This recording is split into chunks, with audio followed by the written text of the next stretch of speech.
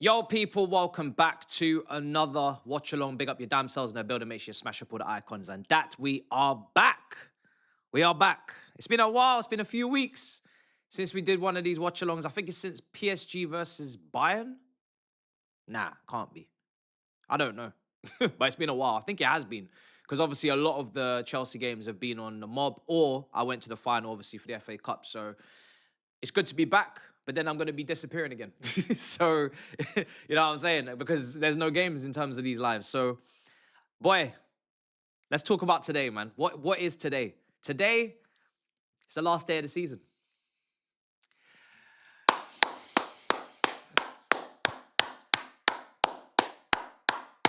It's the last day of the season. I can't tell you how happy I am. That it's the last day of the season, chat. I cannot tell you how happy I am that this is all over after today, because we are tired. We need a break from this football club. We need a break from this football club's fixtures and its performances. This has been a disgusting Premier League season. I don't care what happens today. Nothing is going to change that statement. It has been a disgusting Premier League season. But there are certain results and certain games that we have to keep an eye on just to see if we can maximize the day. Obviously, I will be watching the Spurs game as well. I very rarely watch two games at once. However, today, I think, considering they could be relegated, we may as well keep an eye on what's going on there. But we need Brighton to drop points. We got Man United. Brighton have got Man United at the Amex. We need them to drop points. If they don't drop points, we ain't getting shit. But we need to win. And Sunderland, you know what I mean, they've had a really, really good season. Brilliant season, considering it's their first season back in the top flight. and we are currently in 8th. So, yeah, we need Brighton to draw. Then we can, if we win, we go above them, and that is that. That's all you need to think about. Don't worry about Brentford and all this other nonsense. Just if you don't win today, you get what you deserve, wherever that leaves you, wherever that puts you. I don't care about what Brentford's result is. We're better than them on goal difference right now. If you can't beat Sunderland away, wherever that leaves you, if that leaves you in Conference League, if that leaves you out of Europe entirely, that is your own decision. That is your own business. At the end of the day, Sunderland are not. Sunderland are playing for Europe, to be fair, as well. So yeah, they have every reason to put everything into this game as well. So let's see. Let's see what they throw at us. The lineups are on screen. We're looking like we're playing another back three today. Fofana, Colwell, Hato in the back three. Makes sense positionally. Then you got the wing backs, Cucurella, Gusto, Caicedo, Enzo in the pivot. And then you got Palmer, Neto, and João Pedro in the front three. Thank goodness João Pedro's back, because watching Delap up front against Tottenham was another eyesore. I think Tottenham fans wanted him sent off. I think Chelsea fans wanted him sent off. I think everybody wanted him sent off for that challenge on Spence. And then I think Spence's jaw's broken or something because of it. So that guy just needs to be sold. I know he's saying, oh, I want to stay and fight for my place. Brother, you need to just fight. Just fight. That is your true calling. Go and fight. MMA, WWE, boxing, whatever you want to do. Whatever you want to do. Sumo wrestling, go and fight. Go and fight. Don't fight for your place. Just fight. It's your true calling. I promise you. It's been a joke of a season on his behalf. I know he's had his injuries at the start of the season. I tried to give him some grace, but nah. And then obviously James on the bench, Achampong's on the bench. There's been a lot of talk about who's leaving, who's staying, who's going this week. I've seen some wild tweets. I've seen some wild interactions.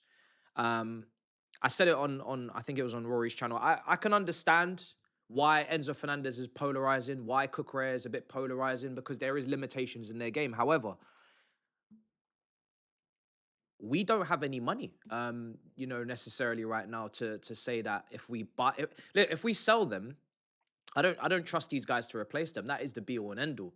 And we know what these two are capable of when they're playing at their best. You know what I mean? We've seen it. Obviously, you can make arguments for Cucurella, in a wing-back formation. Absolutely, it's not his strength. It's not his forte. I don't see him as a player in that position. But you got to, replace him profile-wise, and then you got to replace those intangibles as well. Enzo Fernandez is even more of a problem if you try and replace him. You got to really get two players in one, in my opinion, to replace him. The attacking side and obviously then in the pivot partnership with Caicedo. And then I've even seen conversations about João Pedro. Like, just because Barcelona's interested, people are managing to manufacture some sort of conversation about how João Pedro could go and it would actually not be a big issue. Our player of the year, who has, 15 Premier League goals? Let me check. How many goals has he got this season? No penalties taken. Very, very good amount of assists as well. We're meant to be trying to improve this team, and we're trying to make logical reasons as to why they can leave. 15 goals and 5 assists in the Premier League alone. I'm not even doing all comps. Man's got 20 GA, 15 goals, 5 assists in the Premier League, and people are trying to make up reasons as to why we are fine to sell him. Have you seen the striker market? We know what the striker market is. It's disgusting. We've been struggling with this. So why would we now find our solution, who really doesn't have any weaknesses in his game? He's not as strong a presser as Jackson. That's about it. He's better aerially. He's better on the ground. He's better, his link-up's fantastic. His ball carrying is fantastic. His decision-making is very good. He has, as the season's gone on, got better at his, box anticipation and types of things. And the shooting, both feet. We've seen an array of finishes. We've seen dinks. We've seen long shots. We've seen right foot, left foot. Why on earth would anybody even contemplate that sale being okay? And this is why this ownership really sometimes can just get away with absolute murder in the transfer window. Because instead of trying to keep things simple and just buy the minimum of player that you need to improve the positions of weakness and then leave it at that, only start in 11 quality, just like it was with Courtois, Felipe Luis, Costa and Fabregas, starting 11 quality, people that are going to go straight into the first team, that are going to directly challenge some of our best players and put the lack of maybe intensity, complacency in them and kick that out. You've got the manager, you've got the quality, and then you get some intangibles with those players as well. Instead of just keeping it simple. Keep your best players, buy some players to put your best players in precarious positions. You got more quality, more leadership, more experience. Shit, you might just go up the table. You might just go up the table. Figure that. Nah. We don't want to do that. We don't want to keep our best and that. No, we want to sell our best and then struggle to replace our best because we're in a precarious position in the league and we ain't going to get Champions League football. That's what we want to do. We want to make things complicated. Yeah, because we're really good at doing that. Bloody hell. We're really good at we can't even do the basics. And we want to make things complicated for these directors and this recruitment team. Boy, if there's people out here making those arguments, we really do get what we deserve because it's plain and simple. It's very clear and obvious what we need. And if we're going to overcomplicate this and do the 10 players in again or 8, 9 players in, 8, 9 players out, God help us all. Honestly, it's insane. It's like the transfer window just comes around. Everybody just starts imagining shit. You watched the Premier League season. You saw the weaknesses. You saw the strengths. Fix the weaknesses. Leave the strengths. Is that so hard? Why? Why try and fix what's not broken? Why try and do things that don't need to be done? Why? I don't understand. But people's imagination just goes wild when the window opens. Oh, you can get this and get that. Why? And then these people get away with it again. But anyway, super chats are going to come flying in as well. Obviously, we know today is the day that Arsenal are going to lift the Premier League title at Selhurst Park. It is what it is. I'm like I said, I'm hoping for Spurs' relegation just to brighten up the mood because it's not going to be nice. I'm not going to be watching it personally. I'll probably see the clips online, but I'm not going to be watching that personally. I'm not going to be looking at that.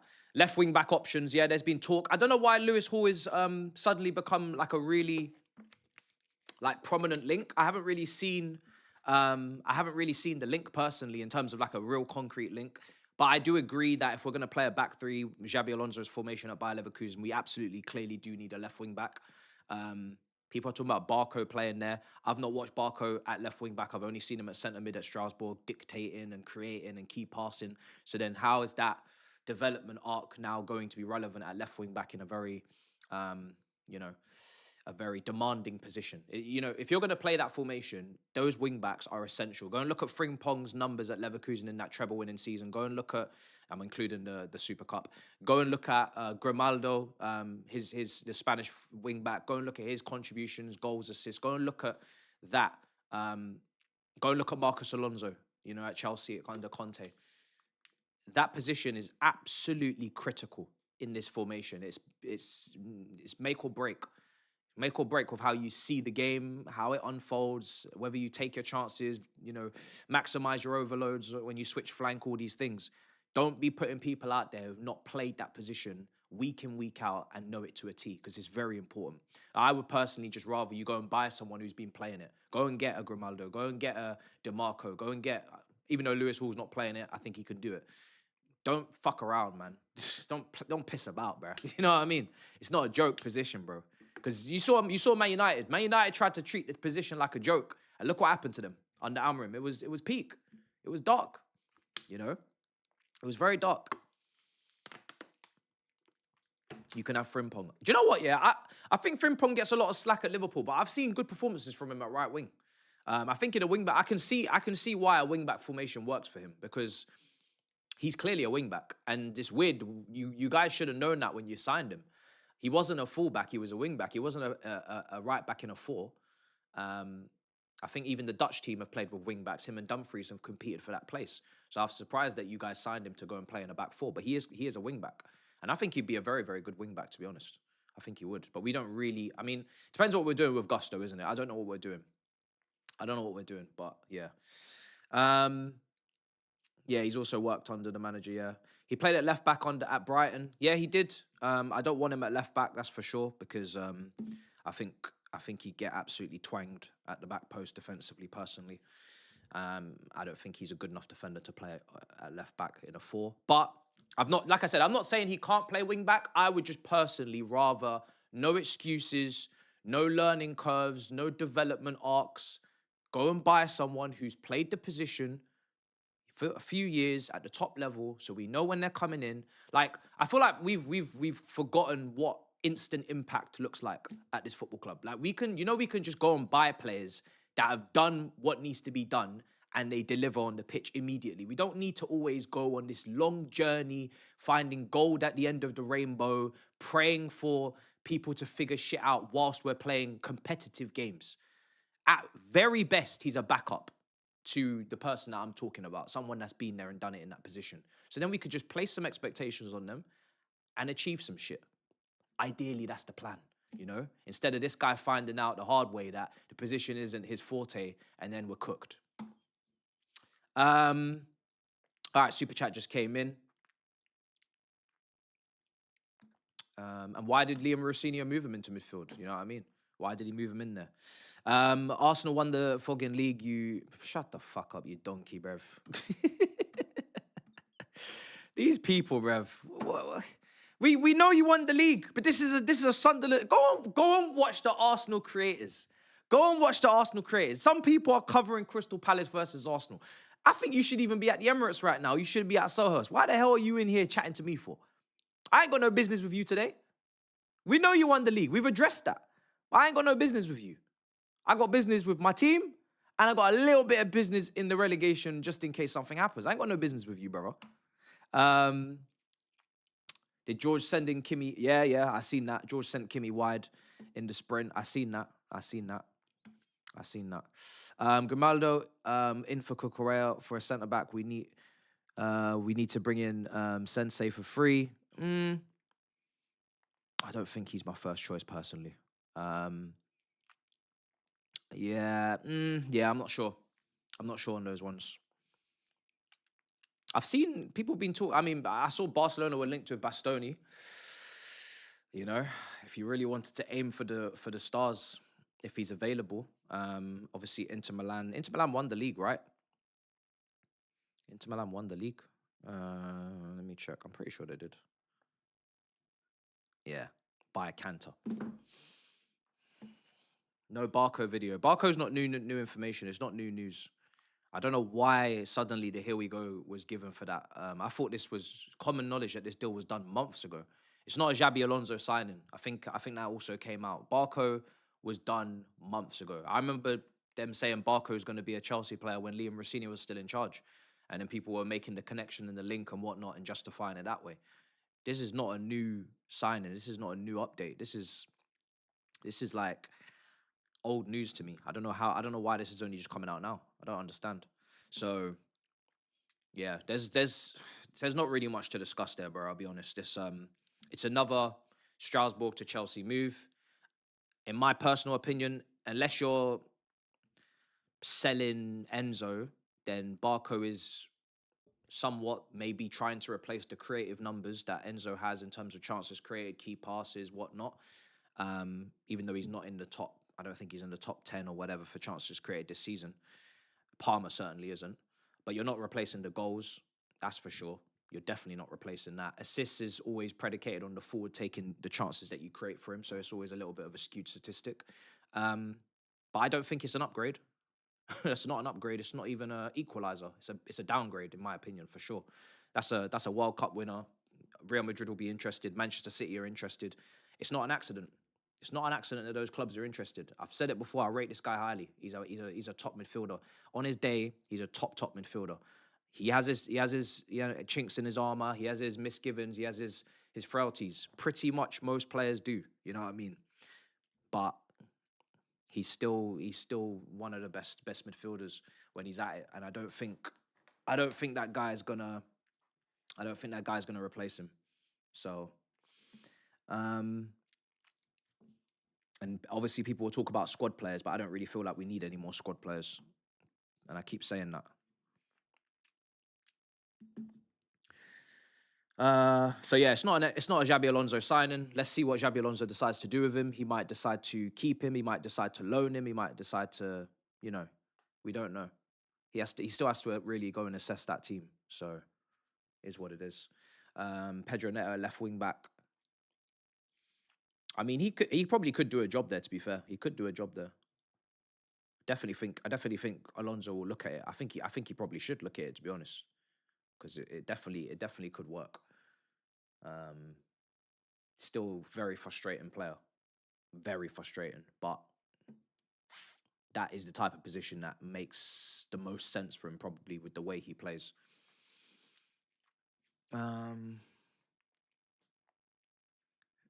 Isn't it mad we went from fighting for Champions League last season to fighting for Europa League this season? It's not mad. Bruh, the depth have not done what they needed to do this season. You know, the depth have not contributed enough. You can go throughout the squad and you go and look at the centre-backs when they were rotated. You go and look at the wingers when they were rotated. You go and look at the striker when he was rotated.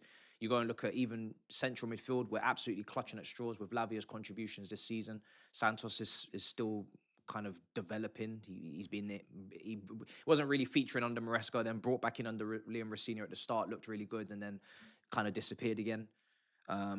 Gusto, not really playing to the level required again, even though under Poch he was brilliant. So go through it, and it's always the depth. Jorgensen basically kicked us out of the Champions League in the first leg when he was brought in.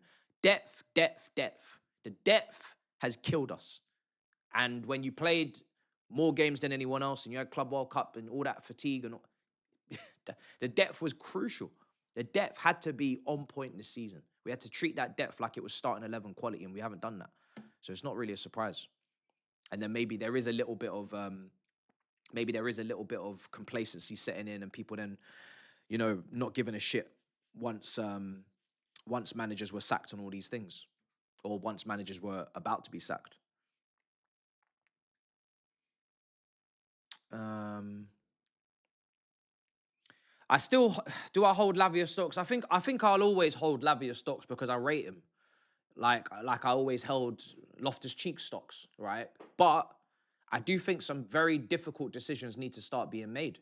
And I think Lavia is one of them, because we do need another midfielder to come in there and kind of play that Xhaka, Bruno Guimaraes type role, which is physicality, still technical, but it's going to be a real base. I think we need to really try and unleash Caicedo a lot more next season and let him roam and let him be a bit more free and be more influential in all phases of midfield, similar to the way Kante was under Sarri. To do that, we need a proper sitter. Santos, squad player right now, can't be starting as him as the sitter. Lavia, too inconsistent fitness-wise, and even then, he's not really a proper... he's not really a shield for the defence. He's a great person in the first phase, good on the ball, press resistant, but he's not a true defensive midfielder. I always compare him to a Mateo Kovacic. I don't compare him to a Nemanja Matic. Two completely different profiles. We need a Nemanja Matic. We need someone that's going to really, you know, have a presence in that midfield next to Caicedo. So someone's got to go. Someone's got to go. Do you know what I mean? Got to make some space. And... bro, they'll decide who it is, but we need to do something there. If we really want to like be completely balanced, and yes, we look at PSG, and even PSG, the mobility in the midfield is better than ours, right? Enzo doesn't have the mobility that João Neves and these other midfielders have at PSG. We need to balance that out. I don't think it's the difference between us getting Champions League, but it's the difference between us maybe winning the league over 38 games. I definitely think the midfield we have, if everyone was fit, could easily win a Champions League or could win a knockout competition, a cup. Absolutely. I can see them making it make sense in Europe game by game. But I think in a league where you need a variety of options and you need pretty much everything at your disposal as a head coach, as a manager, you need that to get sorted. You need that to get sorted. I like Bruno Guimaraes a lot. I know people are talking about Anderson. It's probably not realistic. Adam Walton, he's not really a defensive midfielder for me, but he's a very good passer. But for me, Bruno Guimaraes, I don't know why people sleep on him so much. Obviously, everybody's talking about Newcastle. Newcastle finished in a crazy position as well. So maybe, I don't know. I don't know about Newcastle. I don't know what kind of players can leave their club and their financials and their ambitions and all this, because they're meant to be the richest club in the world, even though they can't spend the money. But I don't know why people don't talk about Bruno Guimaraes. A lot of people talk about Tonali. I actually prefer Bruno Guimaraes, personally. If I was to go and get a Newcastle midfielder, I'd go and get him. I'd go and get him. I think Barker will play left wing back cutting into midfield. Yeah, I mean, if he's going to play left wing back and he's going to cut into midfield, I don't know how that looks. Obviously, that means the left 10 is going to have to be really confident in wide areas. I think someone like Ndai, who can play in the wide areas on both flanks, plus can play in the half spaces as well, is maybe something to look at. But he doesn't really add enough goals, like guaranteed goals, into this team. I do think he can scale up with better players around him, but it is a risk. Don't know what fee he would cost, but I do like him, even though he has been missing some chances this season. So, yeah. No, I'm not saying Walton Caicedo is not a great pivot. I'm not saying that. But I'm thinking defensively, I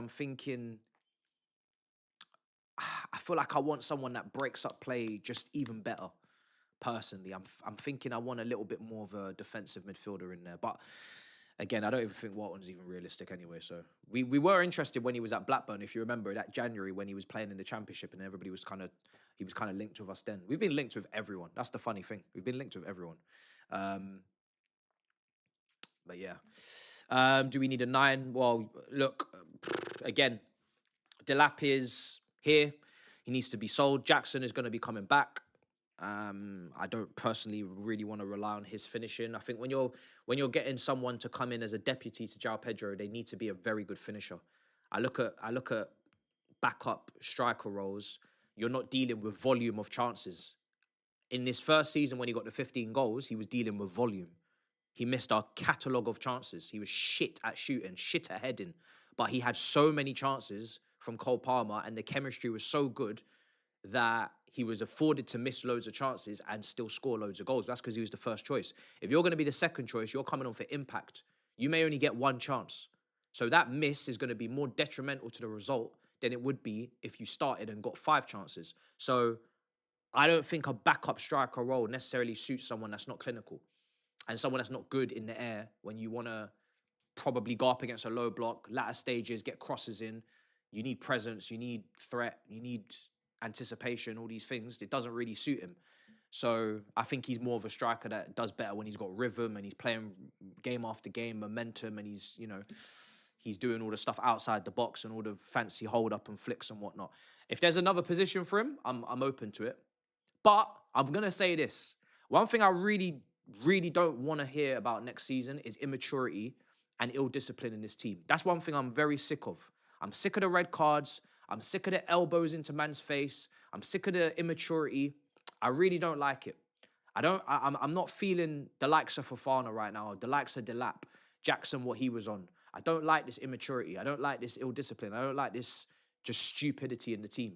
So if we can get a lot of these kids and these clowns out and put real grown men into this team, even if they are 23, but they have the mindset of a 28-year-old, they're just more mature. That's what I want in this team. I don't want no stupid behavior next season. No foolishness. So that's something that puts me off. Like, you can't be out here focusing on snapping Astrid wet. Like, we're a football club that's meant to be doing serious shit. I need everybody locked in. If you're not locked in, I'm very happy for you to go. People talking about not wanting players that, like, have their heads turned by other clubs. Their heads are turned by other clubs because we're about to finish in a Europa League place at best. That's more than justifiable. Our best legends and best players would have always had their heads turned if we were performing like this. Trust me. But them guys that have their heads turned by Astrid Wet, them guys that have their heads turned by players in duels and not going for the ball and doing this, them players, they're the ones we need to get rid of. Not the ones with the mentality to win and that are frustrated. Same way the fans are frustrated with the ownership. They're frustrated. I ain't got no problem with that. But the brothers that are not locked in, they're the ones. They're the ones we need to get rid of. So we need to be focusing on them. There should be more cries for Delap to be leaving than any of these other players that we've been mentioning. But you won't hear it. You won't hear it. I don't know why. I don't know what's going on. Like, we need to sell the guys that have been shit for us. That's what we need to prioritize. Like, I don't know what's going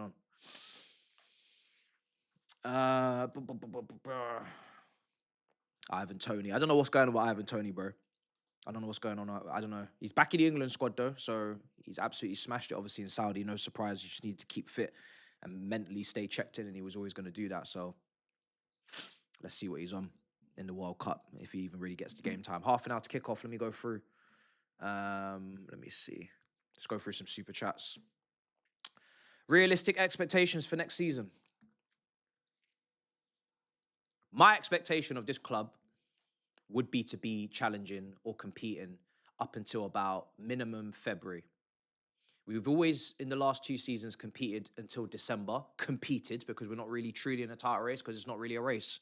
So if I'm asking for you to at least extend that to February, maybe March, and get somewhere between 72 to 75, 76 points in a season where you're playing a lower level of European football, which makes your games easier, which makes the intensity lower, which means more rotation, fresher legs for the Premier League. I think that is a very fair expectation from a fan. I think that's the bare minimum expectation, actually, at this point. I'm not even happy with that, but I'm just trying to be fair. Anything lower than that is an excuse. Man United are on the cusp of, how many points are they on? I think they're on the cusp of hitting around 70. And they had Almiron for half the season. What are they on? 68. Man United could finish on 71 points if they beat Brighton today. And that's with Ruben Almiron for half the season and Carrick for the other half. Xabi Alonso, I'm sure we all rate higher than Carrick, right? I don't think a lot of us are now starting to rate Man United squad over our squad. I think we all know the context of them not having any games and the fact that we've had loads of games and the fact that we've just hired an absolute joke man in Liam Rossinho for half or for a significant amount of the campaign, etc., etc. If we can't hit what I've just said, we're idiots. Simple as that. We're idiots. Yeah? And I'm trying to keep it. I'm trying to keep it fair. That is as low as I'm going.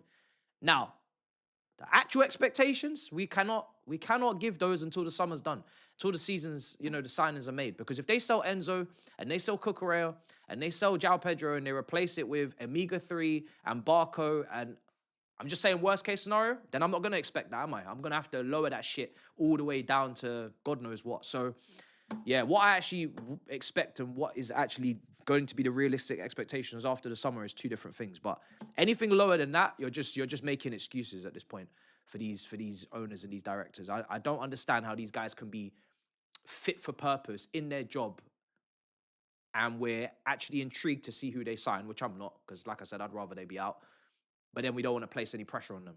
You can't have it both ways. Either you're good at your job and you get pressure, or you're shit at your job and you get sacked. I don't know. That's it. So it makes me sick to even say what I just said. But that is like as low as I'm going. As low as I can go. I'm sorry. It's anything lower than that, man. Is just I don't know what we're doing. Praying last time watching Enzo and Cucurella at Chelsea. Okay, Assad, fair. Listen, everyone's got their own opinions. Let's just see who they would replace these guys with, because that is the issue here. That is a massive issue, actually. I think Barco will play left wing back, cutting into midfield. I think I might have read that one out already. Liam might be the joke. Your daddy Maresca is. Assad, move on now. Move on from Maresca, please. We're tired. We're all pretty happy with who's in the dugout. Xabi Alonso's in the dugout. Maresca will be at Man City. We don't care about Maresca anymore. Let's move on, please. Let's move on. All right. Some people say my mic volume is too low. Let me see if I can unlock it. And I don't know why it would be too low, to be fair.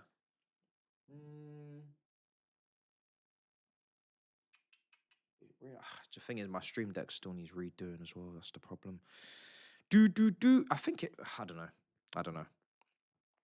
don't know, guys.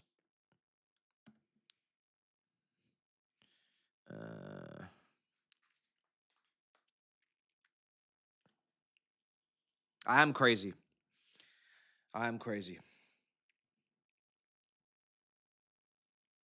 But I see a league where we're probably going to get the lowest points tally. Well, let's see what Arsenal do today. But last season, people were saying that Liverpool weren't even great champions. Now this season, the points tally is roughly the same, but 85 points I think is a great season, so I'm not even trying to do that. But like, I'm not even looking. I look at it from the vantage point of, I don't think. Okay, I'll speak for myself. I'm not scared of Arsenal. I'm scared of us, right? I have absolutely no problem with this iteration of Arsenal in terms of, I would be more than happy to go toe to toe if we were maximizing our own shit, handling our own business, doing our own recruitment, appointing our own people properly. I would have no issue or no worries going up against this iteration of Arsenal. I don't believe this is the Centurions. I don't believe this is Pep Guardiola. I don't believe this is Silas Ferguson. I don't believe that this is something to be afraid of. This is something to go up against and be ready to do that. So, and then you go through the managers in the top 4 teams. Are you scared of Carrick? Are you scared of Slot? Are you scared of De Zerbi? What are you scared of? There's nothing to be scared of. If you're scared of this, you would have absolutely. I don't know what you would have done. I don't know what you would have done 10 years ago. There's nothing to be scared of. The only thing you have to be scared of is what we do. How many times will we keep shooting ourselves in the foot? How many mistakes will we keep making? How many dumb signings will we keep doing? That is what is stopping us, is ourselves. Nobody else. The league is there. You either want to compete or you don't. If you don't want to compete, keep doing dumb shit. You want to compete, do what you need to do and only what you need to do and nothing else. It's as simple as that, chat. So I really like, that's really just it. That's really just it. But unfortunately, like, we've gone so far in the other direction that people now think that there's something to be scared of, or like it's inconceivable.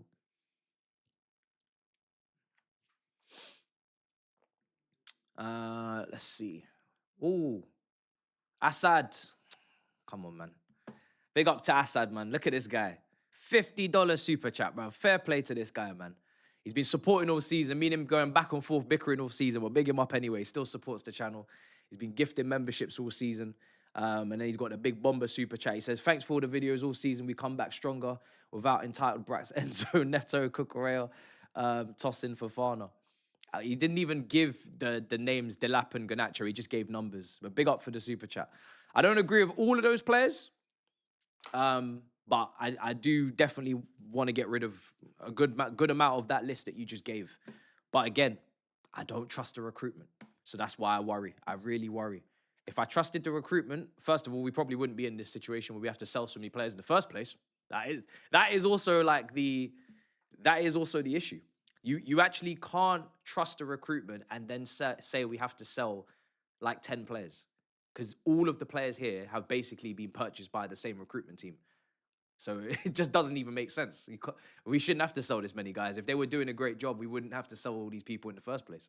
So, yeah, I don't know, man. Let's just see how it goes. But big up to you. It's been a long season, shit as we turned out.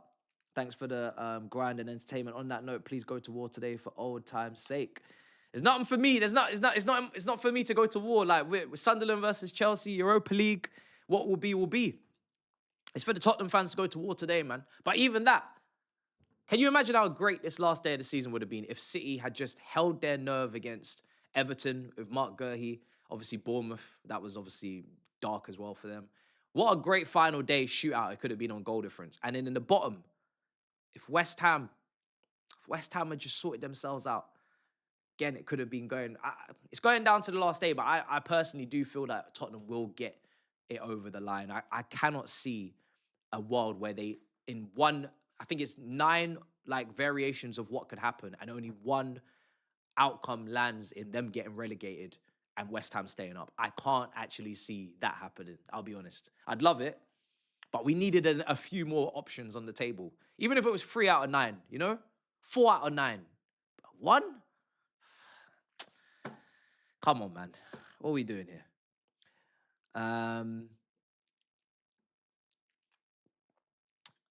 3-man centre-back, who are your picks? Hatto's had a great 2026.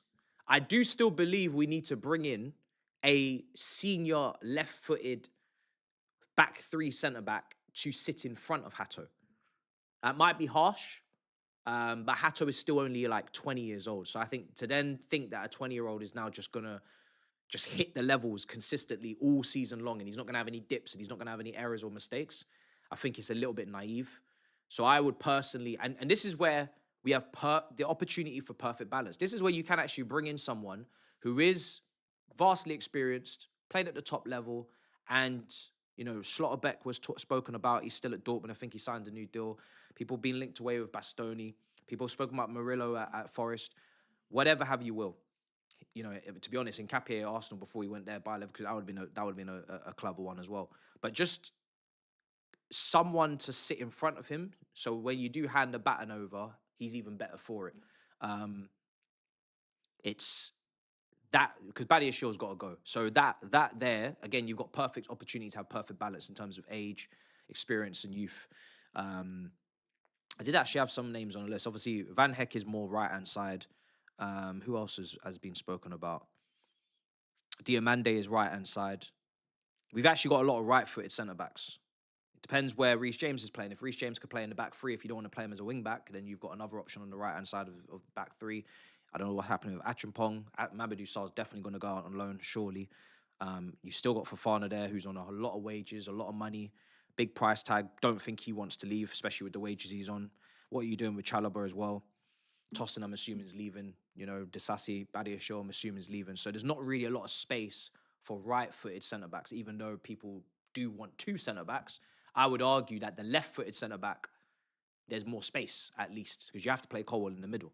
So, but yeah, it's difficult. Big up my titties every time. But who is Barco that we're signing? Oh, he's just from Strasbourg, Argentine, 21-year-old, I believe, from Strasbourg. Been playing central midfield all season. He's had a very good season at Strasbourg. Very good season. Created loads of chances, looked good on the eye, very fluid, very, very attack-minded, very, you know, wants to punch the ball. But I'm just wary of more sideways signings, as I should be. One sideways signing turns into two, turns into three. Next thing you know, the transfer window is over. You've done 5 of them. You've not really improved the team enough. And we're fighting for Champions League football again, which some people will say, it's fine. Me, it's not. It's not fine. It's not fine. Have I missed any? Let me see. Braithwaite would have been an interesting one as well, but that guy just gets injured all the time. I think we've been linked to him as well, but he just keeps getting injured at Everton, so you can't even... Because he's like 6'5". If we're talking about like trying to reestablish some sort of aerial dominance in this team again, he would have been a decent contender for that, but that guy is just getting injured all the time. He's always getting injured. I think he's injured right now. Correct me if I'm wrong. 15 minutes to kick off. Let me see. West Ham at home to Leeds. Tottenham at home to Everton. Everything else is pretty much done. I'm guessing Villa have rested like crazy. Actually, no. They just come off a party, to be fair. They're probably tipsy, that lot, at the Etihad. I don't really know what's going to happen in that game. Pep's farewell. What else? Yeah, a lot of dead rubbers, guys, to be fair. Burnley Wolves. That is depressing. That is depressing. And Hull City came up as well. They're back. Phil Brown's team. Was it Phil Brown? I'm sure his name was Phil Brown. Jimmy Bullard, all of that. Yeah, Hull City heritage.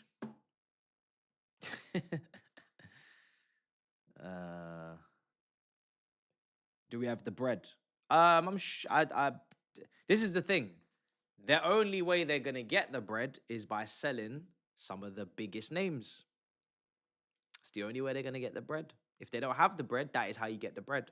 You either sell all of the dross, which doesn't tend to happen because all of the dross are more likely to leave towards the end of the window because the teams that are going for them know that you think that they're dross, so they want to get a good fee and they want to get a bargain, so they're going to drag that shit.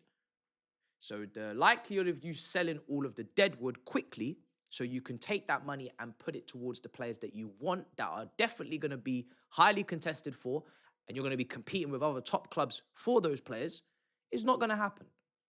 It's not going to happen.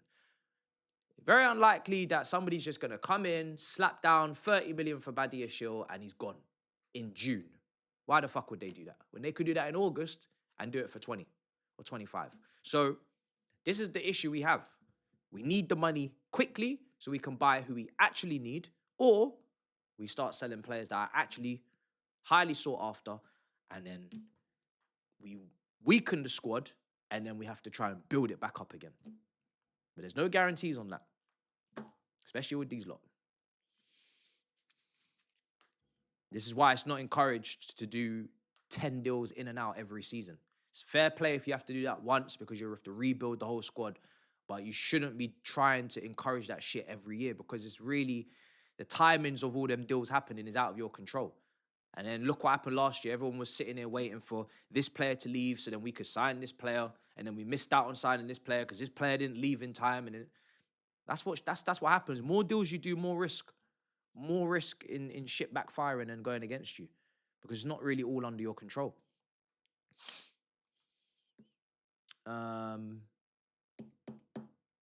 I personally want the Europa League. Yeah, I want the Europa League. I know some people will say, "Oh, prefer to not have any European football," but I don't really like one game a week. It's really dark. It's really dark, man. Watching your team once a week, it's just so dark. My mindset is always, I just want to watch Chelsea play football as much as possible. I know the competition that I could be watching them playing, worst case scenario, is Conference League, and that is nasty work. But as a fan, I would just rather watch us play football as much as I can. So even if that is Conference League, as disgusting as it is, I would rather watch us play Conference League than not watch us at all. That's just from a really basic fan mindset of just having more games to watch, more games. I could go to those games as well, and just travel, because I want to travel more. And I'm trying to incorporate that in with the content. So it's the away games that I'm really looking at, the European away games that I'm looking at. So yeah, I mean, but then obviously Europa League is I'm not gonna lie, Europa League, since they stopped letting teams go down from the Champions League, it feels like it's a fairer reflection of what the Europa League should be in terms of the teams that can win it and the teams that are emotionally invested in it. You can definitely feel there's a higher weight and jeopardy on those games because it's their first time in the semi-final, their first time in the final, their first time winning a trophy in 50 years. But in terms of eyes and in terms of spectacles and in terms of interest, for us, that shit has dropped. So if we go in there, it's still dark. It's still dark. It's not the Europa League it used to be where you could get a Man United versus a Barcelona. It's nasty work in there as well. Don't think that Europa League is nice. That Europa League is nasty work. So they're both not really where we shouldn't be in any of them, especially when you got 6 places. Well, you got 6 places for champs and you got all these extra curriculum ways of getting in. Fucking Freiburg in the final. Like, imagine we play Freiburg in the final. What's the difference between playing Freiburg in the final or playing Real Betis? It's the same shit. It's 2 cheeks of the same arse. Let's be real. It's 2 cheeks of the same arse. So people say, oh, I don't want to play that one. I want to play. They're both shit. They're both shit. And we shouldn't be in either of them.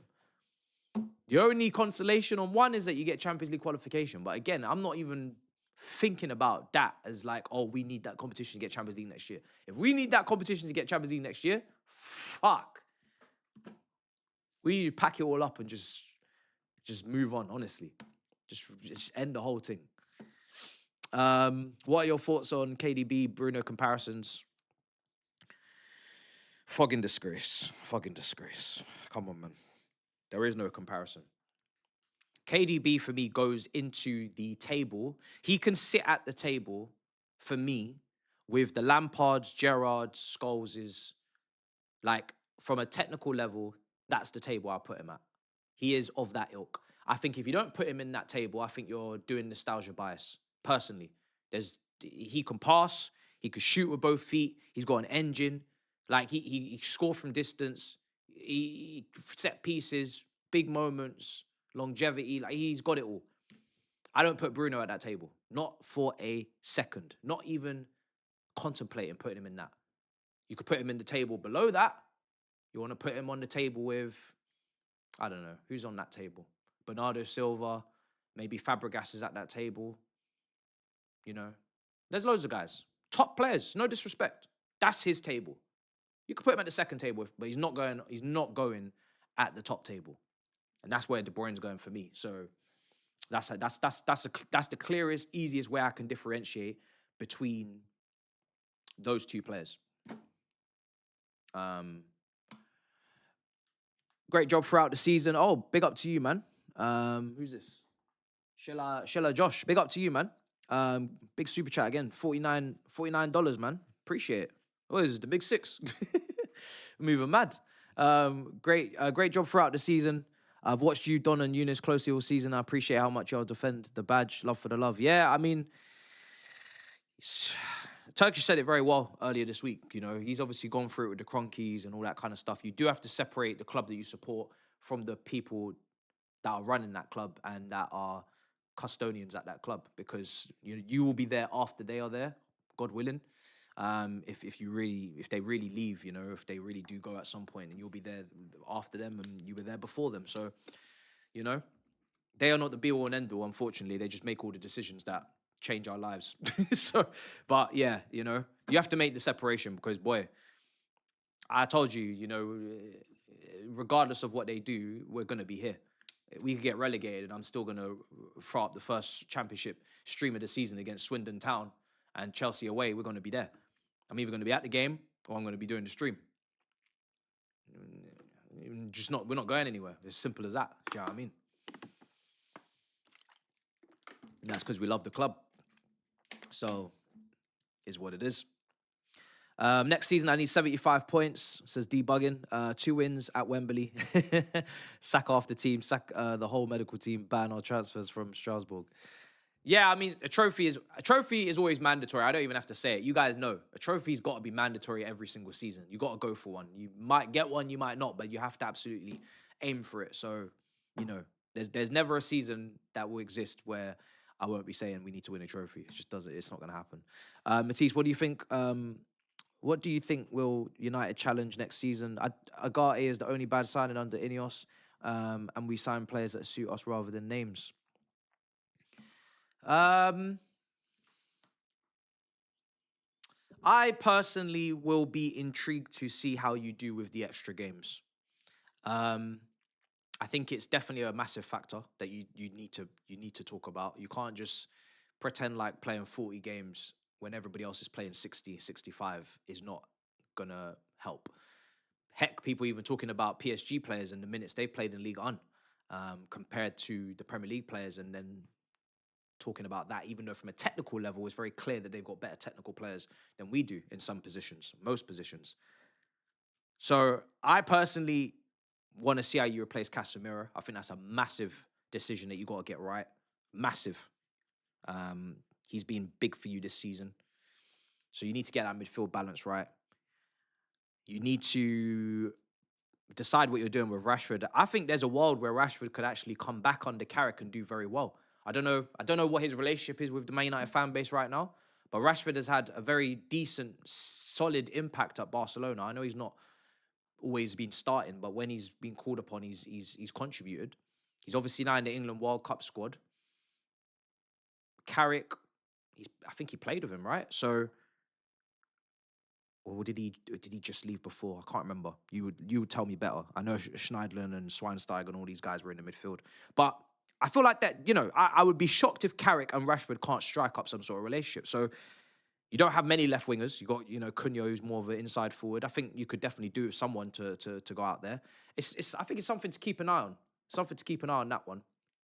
He played alongside him, didn't he? So right towards the back end of his career. I'm not trying to sabotage, because funnily enough, the left winger market is disgusting. So as much as Rashford has had his inconsistencies and whatnot, the best level Rashford can produce is better than pretty much every left winger we've seen in the Premier League this season. Rashford is a better footballer than Semenyo. Rashford is a better footballer than every left winger at Chelsea, every left winger at Arsenal. Rashford is a better left winger than... He's done more. I mean, don't even compare Rashford and Doku. Don't even do it. Yeah, Doku's got potential, great 1v1, but don't even compare what Rashford has done in this sport to Doku.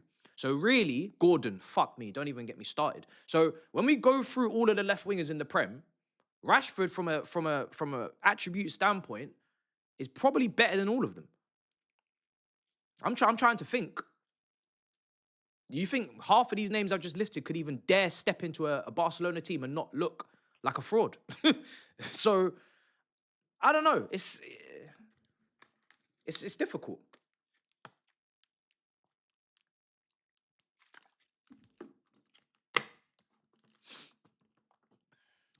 Obviously, Doku's on an upward trajectory and Rashford is at the very best plateauing. But what I'm saying is, Doku has not shown the level or the consistency that Rashford has previously. He's still trying to find that. So I'm not saying who I'm taking out of the two right now. Obviously, Doku is everybody's talking about him right now. But I do think people are going a bit too far with that. Like, again, let Doku have a full season of consistency before you start glazing him. We've been down this rabbit hole many, many times with Doku. Let that guy give you the consistency first before you start plateauing him to the moon. He's a very, very, very good winger in terms of what he can do. But he's still in the final third, needs to polish up. I know he's done a very nice end of the season with the goals and the top corners and whatnot. We need to see that throughout a whole season, because even Son at Tottenham used to get this shit for purple patches. This is a whole nother level of purple patch. This is a whole nother level. Son, there's no comparison. So we got to see. We got to see. But yeah, at worst, then he's second because of recency bias. So it's not a bad place to be. Man United, you know, it's not a bad place to be. You got top 3 left winger in the league coming back to your football club as it currently stands. I think you got to take a look at it.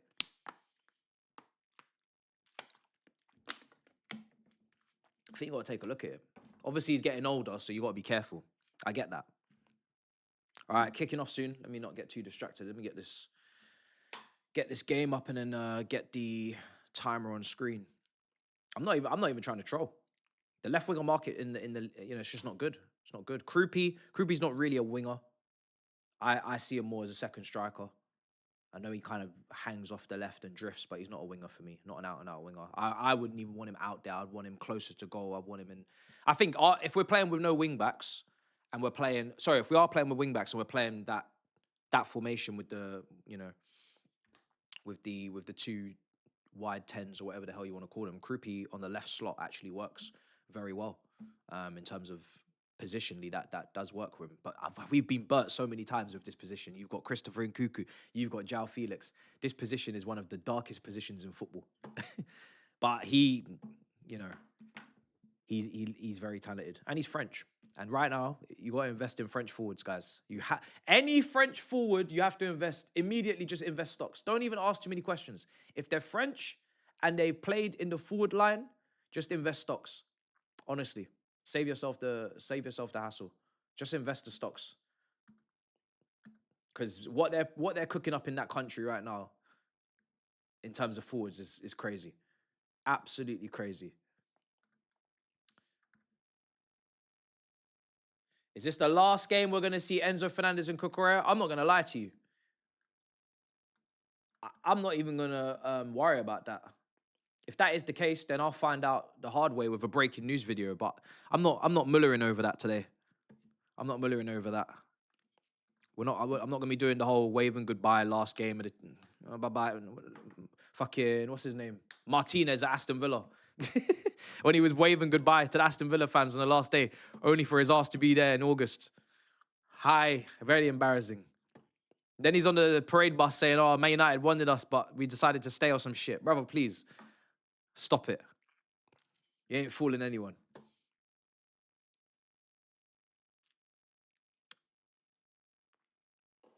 Right. We are kicking off. We are kicking off.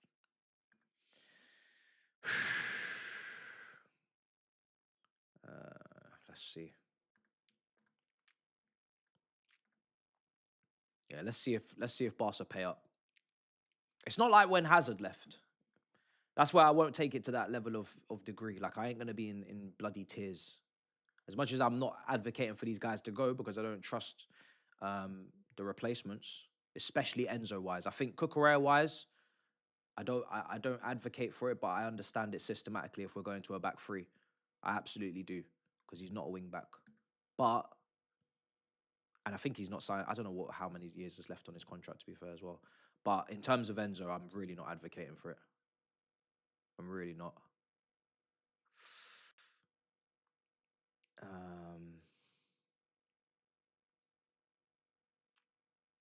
Let me just put the timer on and I'll sync it up after chat. It's out of sync, but just bear with. But it's not no hazard.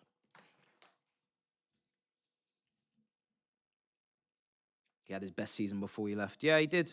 He did. He did. He was 18, 19. He was brilliant.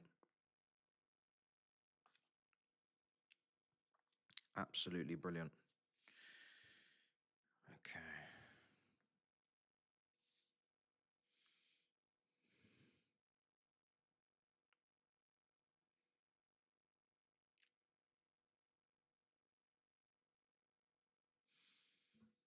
We didn't really even talk too much about the team. Like, we did go through the lineup kind of briefly, but we didn't really even get into the team too much. But yeah, it's a back five. It's not the most inspiring shape, and especially with the wing backs that we actually have at our disposal right now, it's not exciting, is it? We saw it against Man City. It was very, very limited what we could do with those guys, unfortunately. Right, let me sync up 2 minutes. Okay, yeah. Need to change the timer. I think, like I said, I've never been a back three hater. We've won massive trophies with this formation, but if you are going to play that back three, those wing backs are critical. Absolutely critical. It's where all your overloads are. You could get some players that can take on their fullback. Massively helps. Sunderland have got a corner. Gonna sync up on 3 minutes, guys.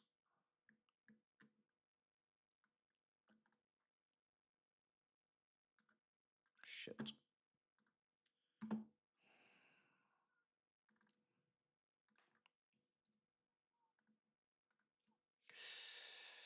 Right, syncing up. Corner for Sunderland.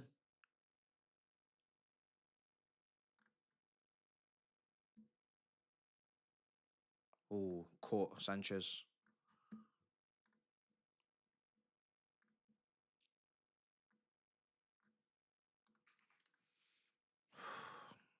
Hopefully we can end the season with a win.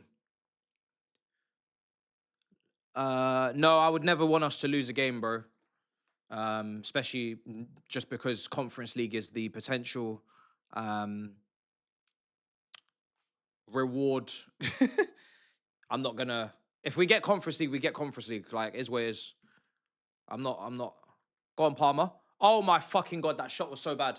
Oh my God, that shot was so bad. Cole Palmer's just gone on such a good run, but the shot at the end of it was so tame and weak. It's like, bruh, what the hell was that finish? If we get Champions League, we get Champions League. Conference League, we get Conference League. It is what it is. Just gonna have to deal with it. That's what happens. Like I said earlier, I'd rather have something than nothing, even though that something is awful. But I want Europa. From this position. Does more damage than good. I know you can't.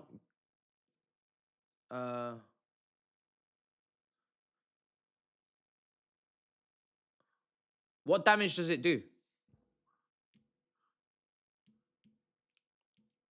You're playing part-timers for 80% of it. What damage does it do? Play your youth.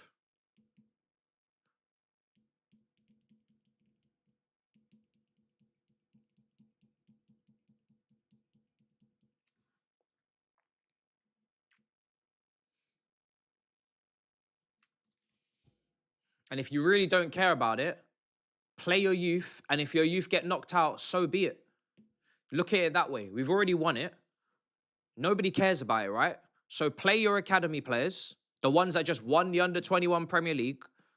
Play a mixture of those and the depth, the deep depth.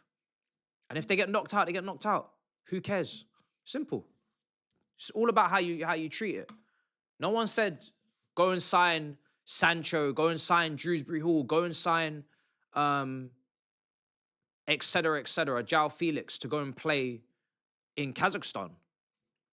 No one said to do that. Don't do that. Don't make those signings. Because I don't care if we get knocked out of it. I don't give a shit. We've already won it now. I'm not asked. Give Derry the minutes. Give McQueen the minutes. Sunderland coming forward. Right foot, saved by Sanchez, corner. It's a good start from Sunderland. It's a good start. I mean, we had our chance there as well, to be fair. We should have scored. Palmer on a normal, in a normal season, scores that.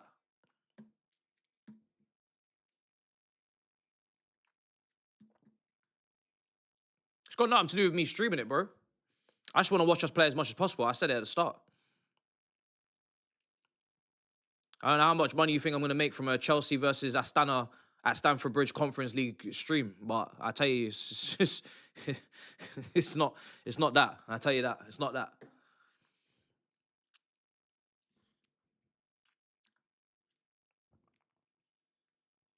Ball in. Oh, shit. Oh, my days. Oh, my days. Whipped in, man. Right on top of Sanchez. That was a great delivery from Sunderland.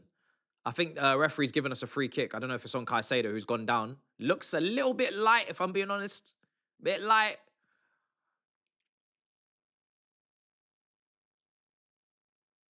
Creates a false sense of reality. Whose false sense of reality?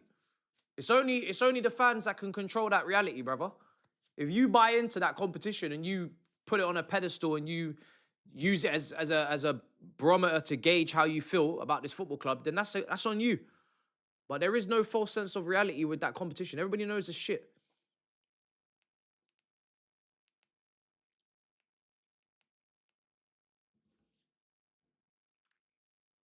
I'm not assuming Alonso will do it. I'm saying that's what we should do. Alonso will do whatever he decides to do. I can't predict what he's gonna do, but that's what I would do.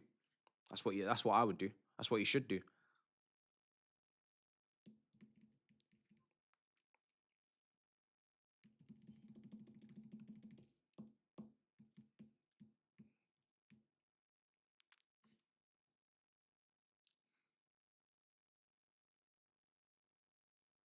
Eight minutes, ball in.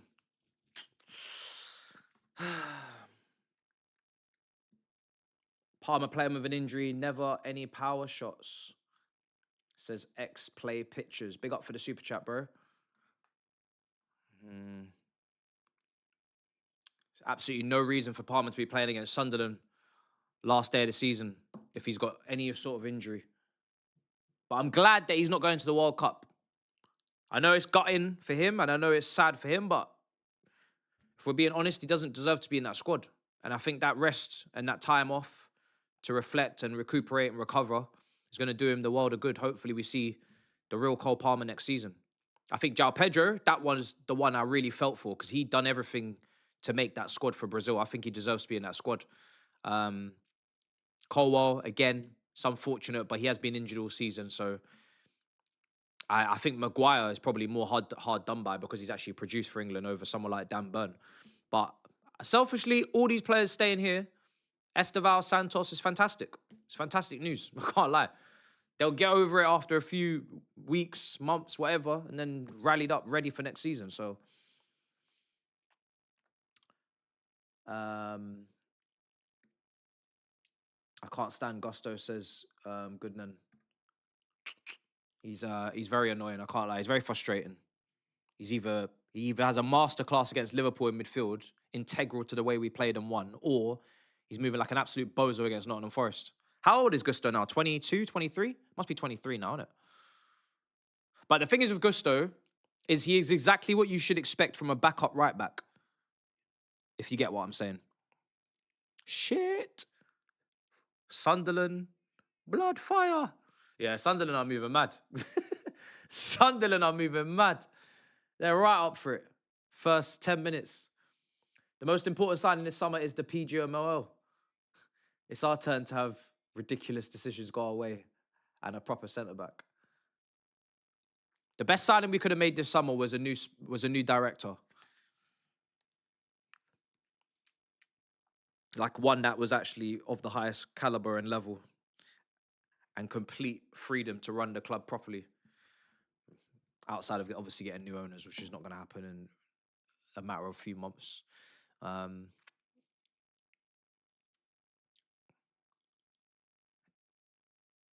Palmer. But we're going anyway. Go on. Ah, shit. João Pedro passes way off. It's either Europe or bust. Listen, I don't get me wrong. Conference League's nasty. It is nasty. But I did enjoy going on the away trips. So for me, it's just better than nothing. Like I said, I'd rather experience these away trips than have nothing. That's just my personal perspective. Obviously, if you're not going or you can't go or whatever, then you're gonna look at it differently. For me, if you're not in Europe at all, the only way of kind of justifying it is to win the league, like we did under Conte, and we're not really gonna win the league, are we? So it's not really justified, in my opinion, to not be in Europe. Even if you do what we hope, which is a 70 plus, you're still trophyless, you know. And then you put context, like we do with Man United, as to why you finished there. No Europe. You got to win something. Come on, my general, sir. Bruno is a circus pony.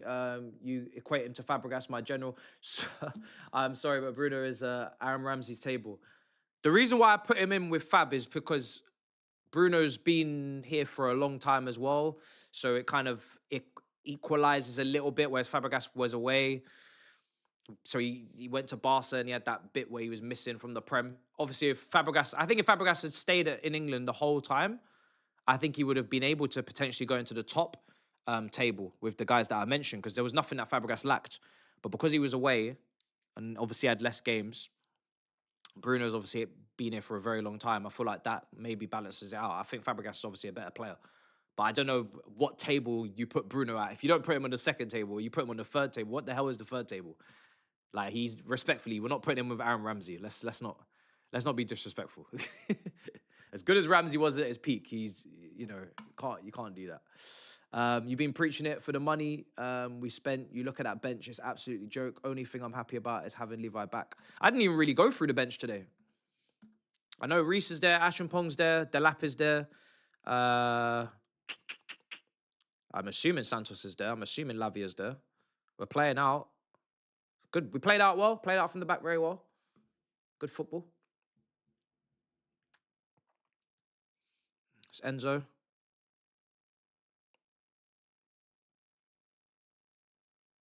Free kick. 40. We might screw up there. Yeah, you can have like different levels in the same. Like, you can have someone that sits at the head of the table. Then you can have someone that sits at the bottom of the table. But it's, it's a long table. It's a long list. You can rank them.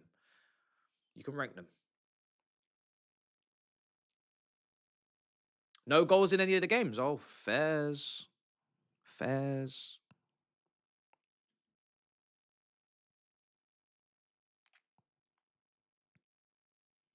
Free kick for Chelsea. Neto's going to take it. Ball in. Cleared. Shoot. Oh, go on. No, someone needs to get a shot off. We fucked it. Oh. Nah. Enzo was fighting for that, man.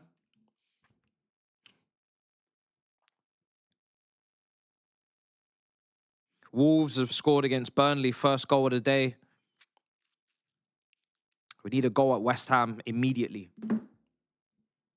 Bro, Enzo has been playing, whether he is flirting, interested, intriguing with whatever's going on in Spain, he has been fighting You cannot deny it. He has been fighting more than most in 2026.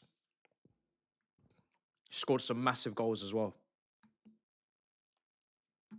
Scored some massive goals.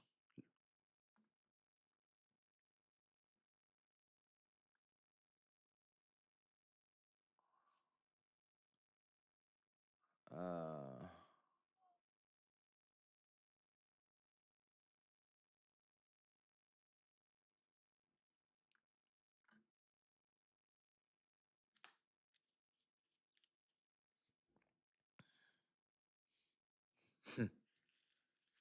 15 minutes. Let me actually pull up this Tottenham game as well, actually.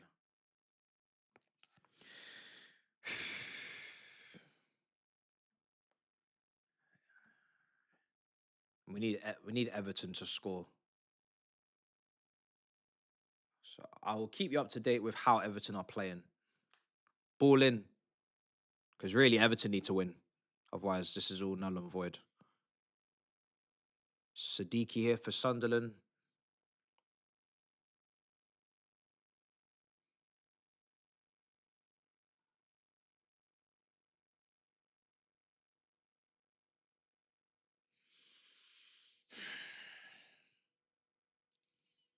I think Sunderland can get Europa. Let me check. I think Sunderland can get Europa, no? If everything goes in their way. Yeah, they can. They're only 1 point behind us. They're fighting for a Conference League at least.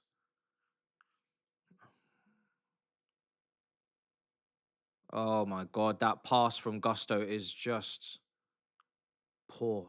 Oh my fucking God, Cucurella just made it worse. Robbie. The wing backs. The wing backs are wing back in. Cucurella has kicked it onto his other foot, and that's why that's happened. Terrible. Great defending from Levi Cole. Great defending. On Brobby. He's the one that stopped him. It's crazy how he's just come back into this team after that massive injury. I'm absolutely shocked. And just put these level of performances in straight away. I thought it was going to take him ages to get back to it. Headed away by Colwell again.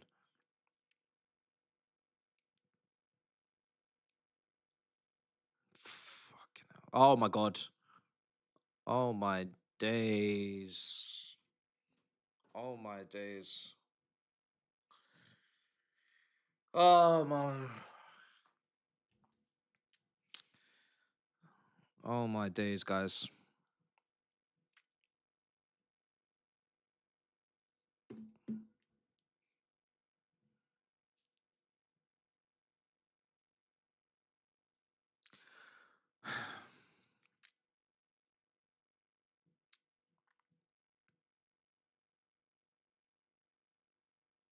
Oh my God. They're messing around showing highlights, and then by the time they come back onto it, we're defending in our box and Hoiper shouts are going on for God knows what. That's a poor pass, man. What the hell? Just giving the ball away so cheaply today.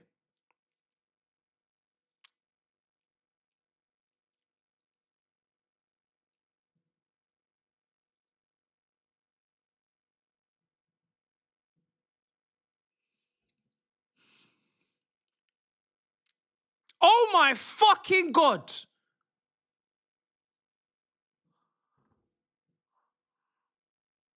What the hell is Fofana doing?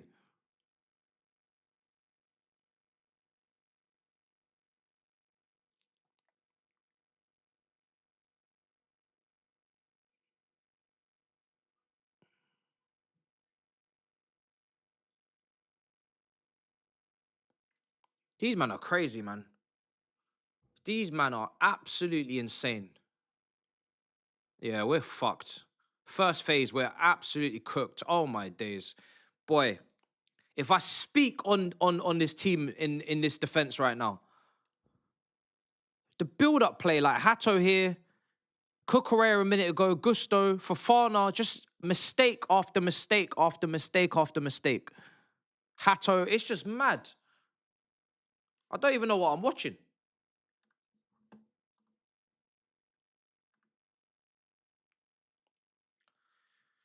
What are we watching?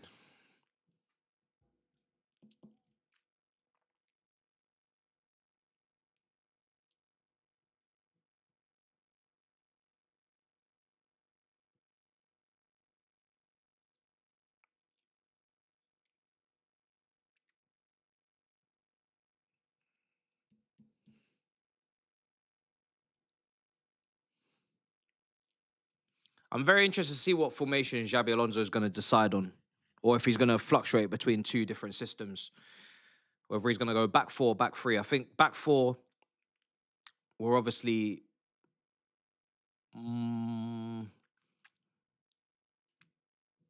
I'd actually say, depending on who the players are, we're suited to both in different ways.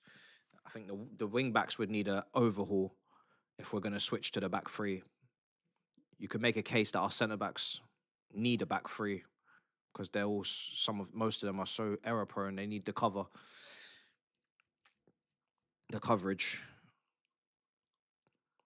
and our best attackers are not the wide players, so you can almost scrap the wingers. If we're going to play a back four, we need a whole heap of new wingers. But yeah, we've got issues regardless.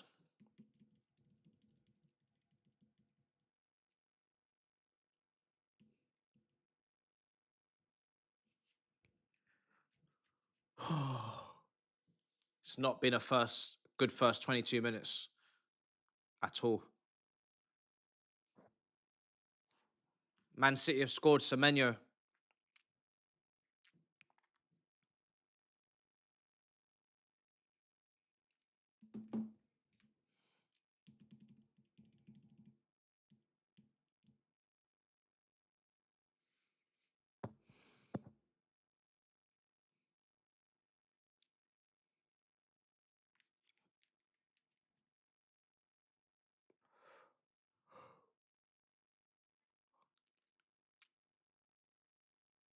Neto.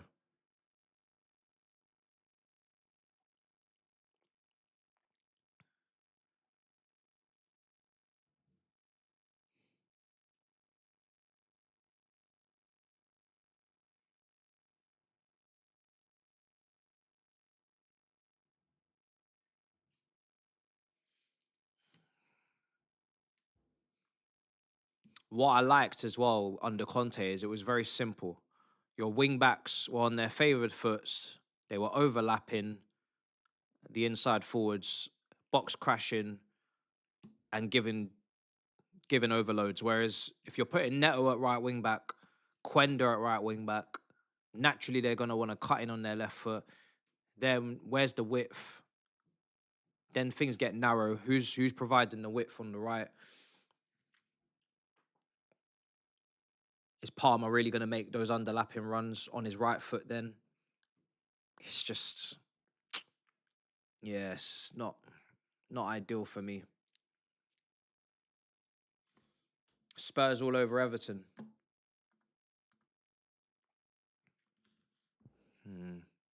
As long as it stays 0-0, that's all that matters. Smash and grab for Everton. But like I said, it's a lot of hopium. Even West Ham still need to win, and they've been awful.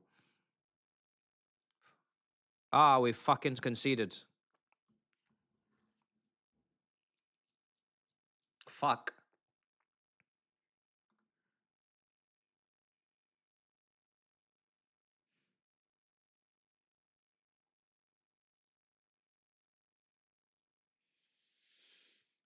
It's been coming.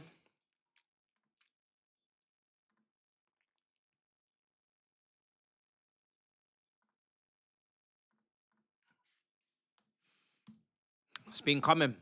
It's fully deserved.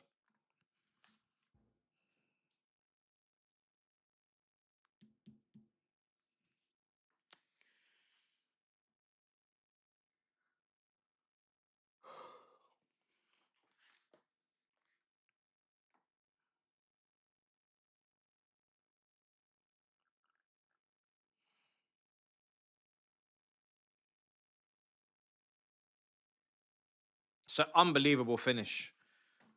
Unbelievable finish.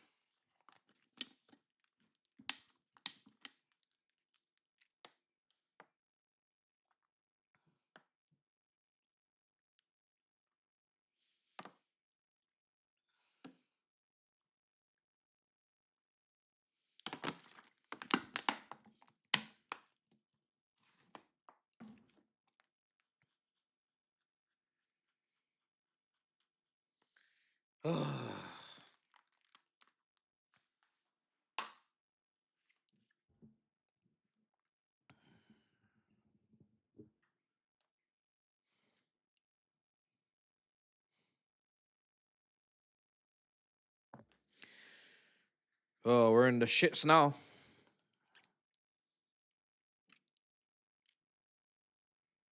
Yeah. It's a brilliant finish. I know Cucurella is out of position, probably needs to tuck in, get back. But that finish first time is fantastic, especially at the near post. So accurate. I actually can't believe he's pulled that off.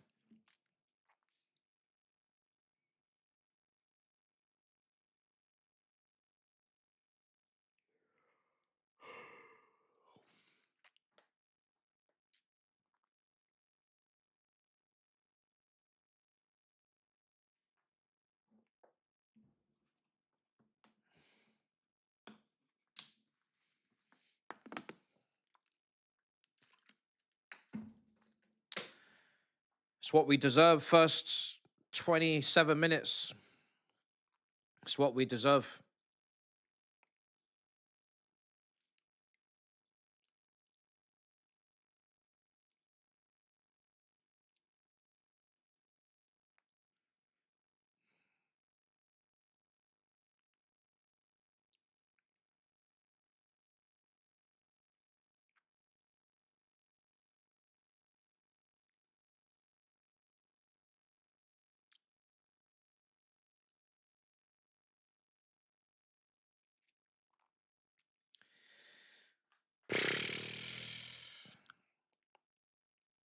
Currently sitting in 10th. Sunderland go 2 points above us into 8th. You're either coming from behind to win or you're one game a week. Is what it is. Where did we finish in the first season? 12th.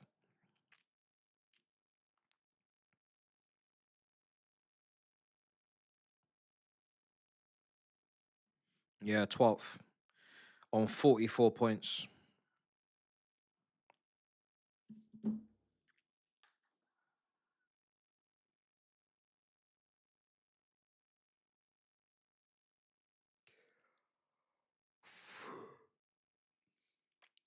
Averaging 9th under Blueco.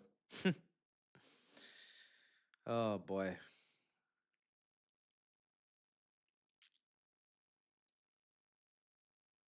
Fofana. It's Enzo.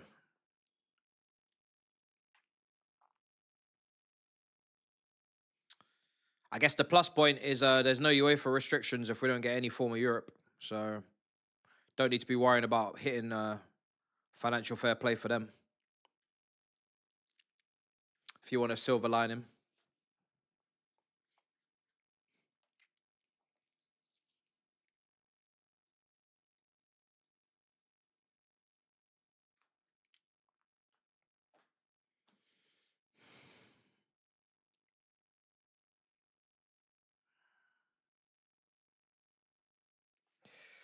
Oh, God, we're exposed.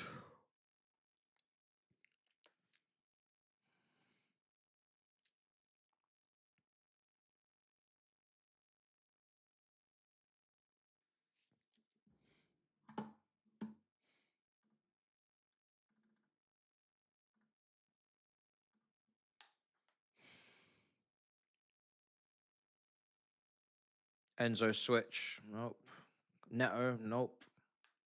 30 minutes in. We haven't a clue, guys. We have not got a clue. We have not got a clue.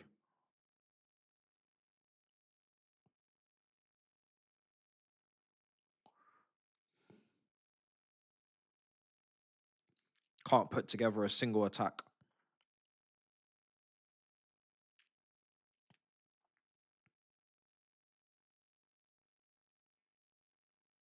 Sunderland, again, where is everyone? It's just too easy. It's too easy to get to play through us.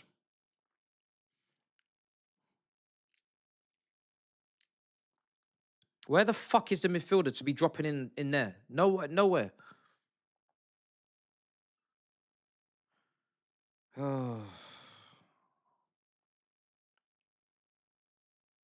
I'm telling you, we need that 6 in this formation there. Can't do it.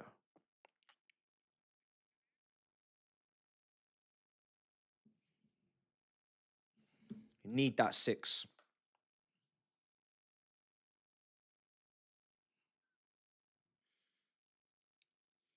Xhaka was like his B-Tech version of what I'm talking about at Leverkusen, especially intangibles wise with the leadership and the captaincy and all that.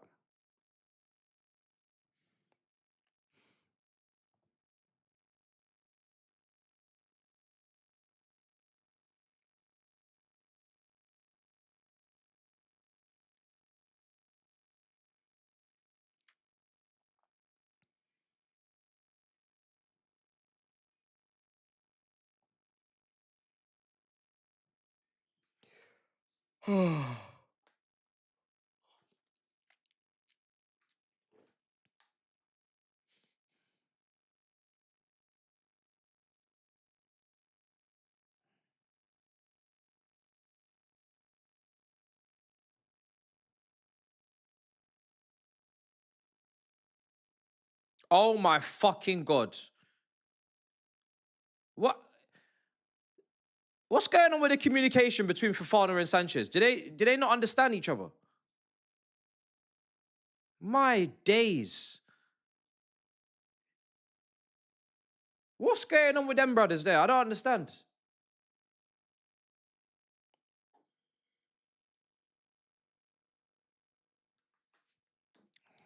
Honestly, I don't know what's going on. I really don't understand what's going on. Is there any other goals in any of the other games? Pure. Ball in, headed away. Just get it clear, honestly. 33 minutes. Fulham 1-0 up against Newcastle. Forest 1-0 up against Bournemouth. Man United up 1-0 up against Brighton. Man United, yeah. So funny. How many more favours? Still not taking them. Man United 1-0 up against Brighton.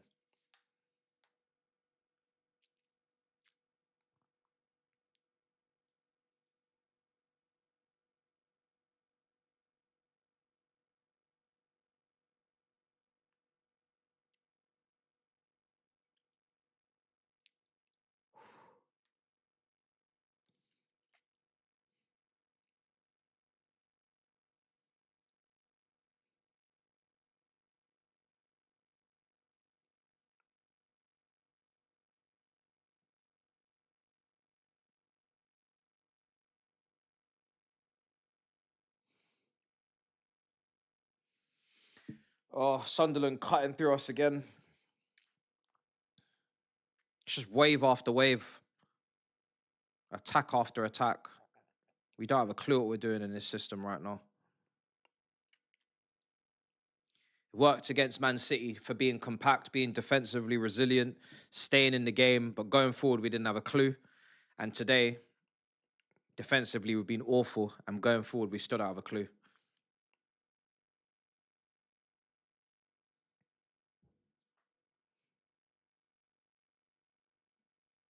Still don't have a clue.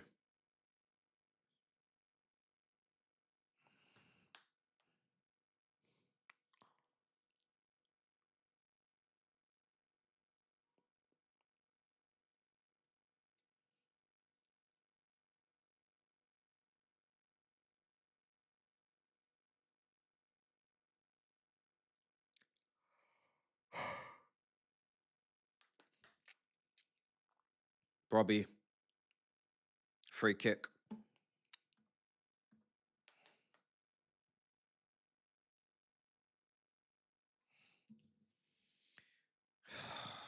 Can't wait until the season's over, man. So close. No goals in the Liverpool game, no goals in the Tottenham game, no goals in the West Ham game. They're claiming handball. Bro, we're getting bopped, bro. Can't compete. Bruno's beating the record. Well, did he get the assist? Dorgu got the goal. Bruno got the assist. Well, do you know what? The way he was playing the last few games especially, I just knew, like, he was not going to let that one go. Do you see how many chances he created last week? Brother must have put up, like, 10 key passes in a game. The amount of chances he created last week was ridiculous. Like, he is just hanging in that Kevin De Bruyne right half space, waiting for the ball and spamming pinpoint balls onto people's head, toe, inch perfect passes. I've never seen accuracy like this from Bruno. Him chasing this record, I've never seen playmaking and accurate passing like this from Bruno. Bruno used to be a volume playmaker. Not no more. This season, as the season's gone on, he's been delivering the most accurate passes you'll ever see. So it doesn't even surprise me he got it today, because he's just not gonna he's been relentless. He's not gonna let it happen. Let it not happen. He will not stop. He is forcing it. He's not just, oh, if it happens, it happens. He's forcing it to happen from what I've been watching him do. So, yeah. Not too shocked. He was always going to create at least 5 massive chances today. Someone had to take him. Here's Neto. 21 assists.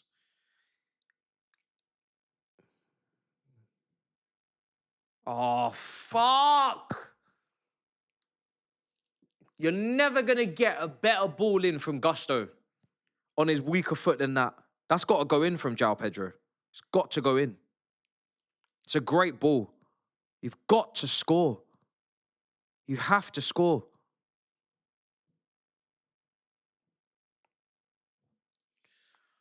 I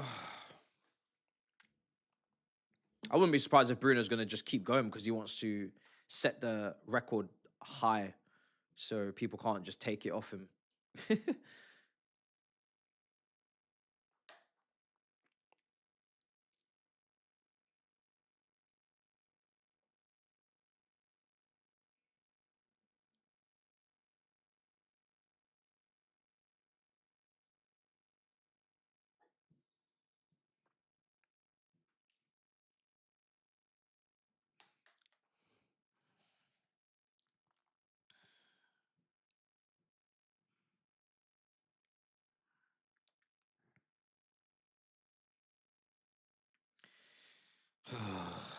God.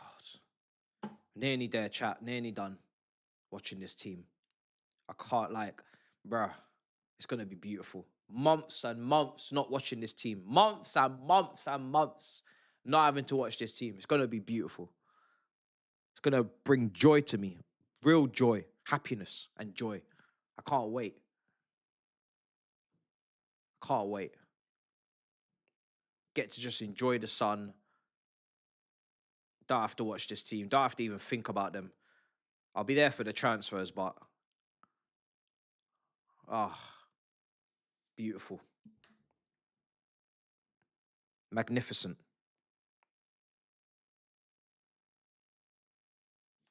Still 0-0 in the 2 games at the bottom. Drinks break at Tottenham. Palmer. Caicedo. Enzo.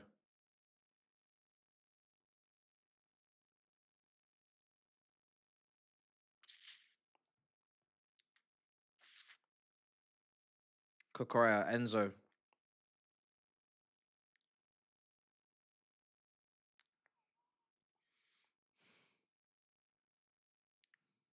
Ball in. Oh my fucking God!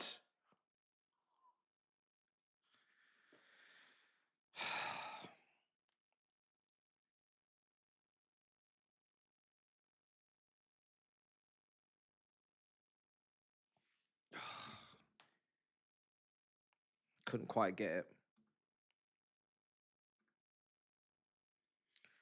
Right now, Man United on 71 points, I think.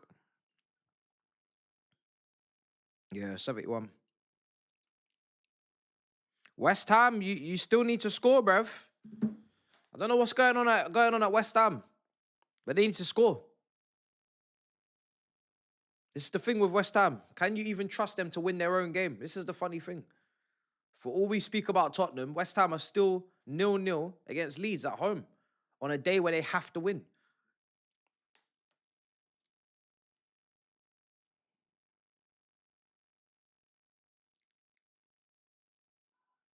Yeah, we are a relegation team since March. Absolutely. We're one of the worst teams. I think we may even be the worst. I can't remember, but we're definitely bottom three. Definitely bottom three. Can't remember where we are. The last time we did a 70-plus point season was 21-22. Yeah, that sounds about right. That's under Tuchel. Finished what, third?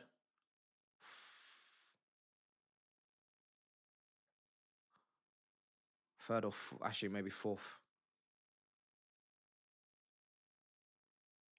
Third or fourth, I'm not sure.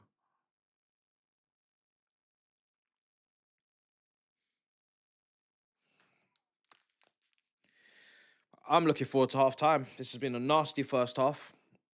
It's going to need changes. It's going to need everything because the first half has just been terrible. We're not competing in midfield. Caicedo and Enzo are just chasing shadows.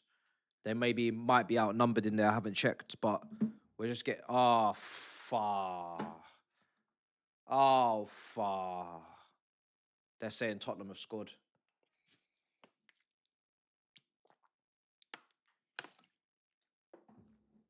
Oh, no.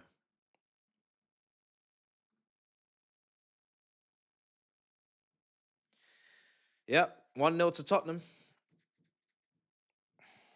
That is as good as done from Paulinho.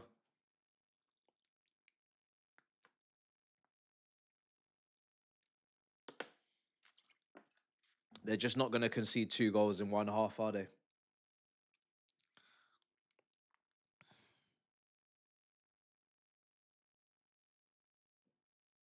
Cato ball in. Gusto.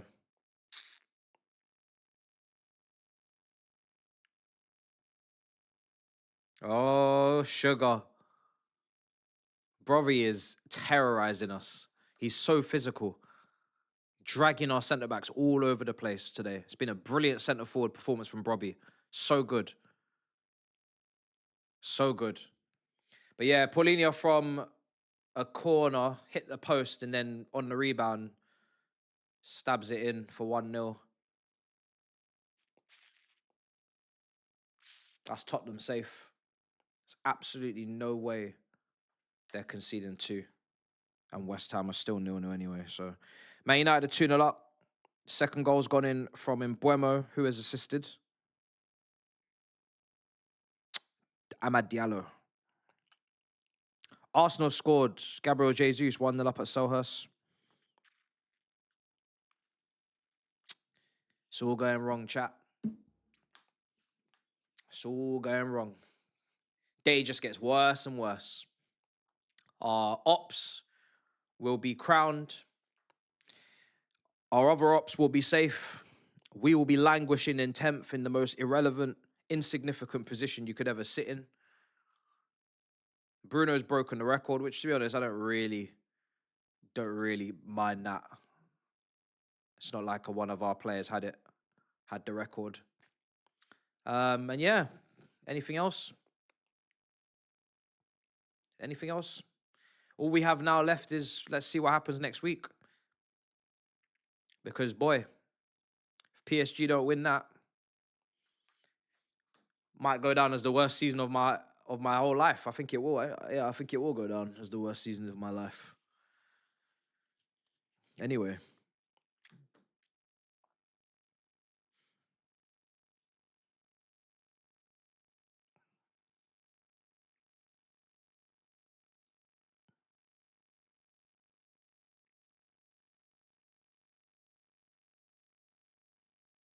Yeah, Spurs are staying up. As soon as Spurs got the first goal, that's it. The momentum, the crowd, it will carry them through. They're not going to concede 2 goals. They might concede 1. They're not conceding 2 for me. And West Ham are not even winning anyway. And as soon as now West Ham have heard that news, it's going to filter over to their stadium. Their crowd's going to be moaning and groaning in that shitty Olympic stadium as well. Lights out, man.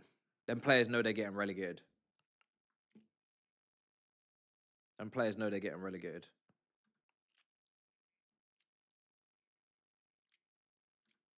Ideal signings next season. I think in goal, I would certainly entertain the idea of Trafford. I don't think the Mike Maignan thing is got any legs anymore. I definitely would look at Bruno Guimaraes in midfield, outside of the obvious English guys that everybody talks about in midfield from the Prem.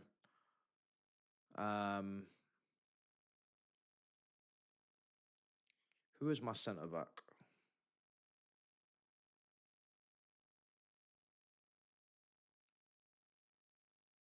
I don't know what to do with the right hand side of the defence, because even Reece James.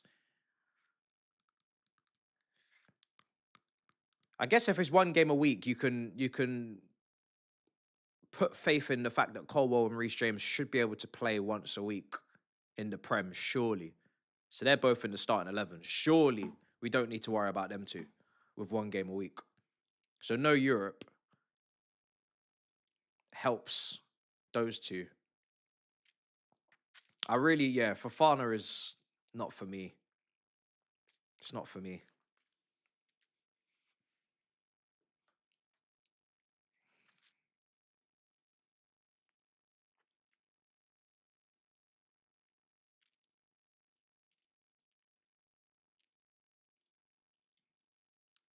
It's 47 minutes gone.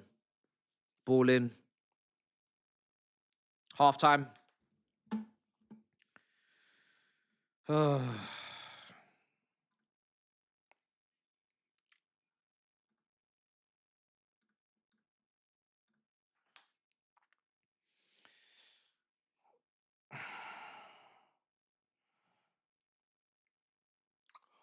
I'm not sure about LaCroix from Palace. I'm not sure.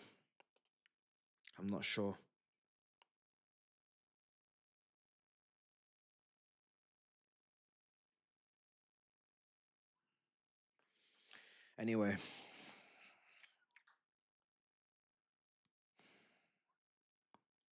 Half time.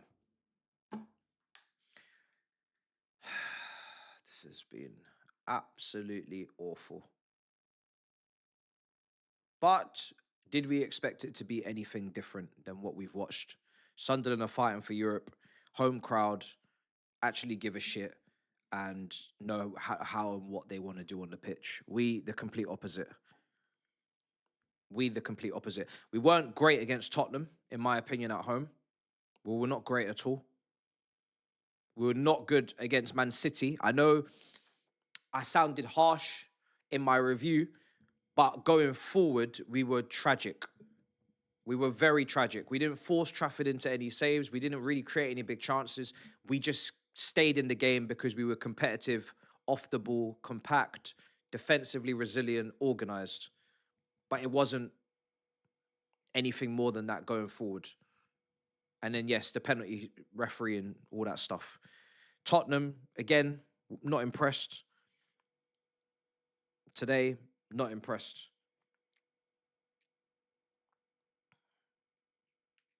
There's absolutely no reason why this interim should be in the coaching staff. People saying the players respect him and all this waffle and he's done a good job. All this, I don't understand. He's really just been the clearest non-entity you could possibly see. Like, he's so irrelevant. It's not even funny. I don't even know. I don't even know how anybody could see it any other way. He's ridiculously irrelevant. Ridiculously irrelevant.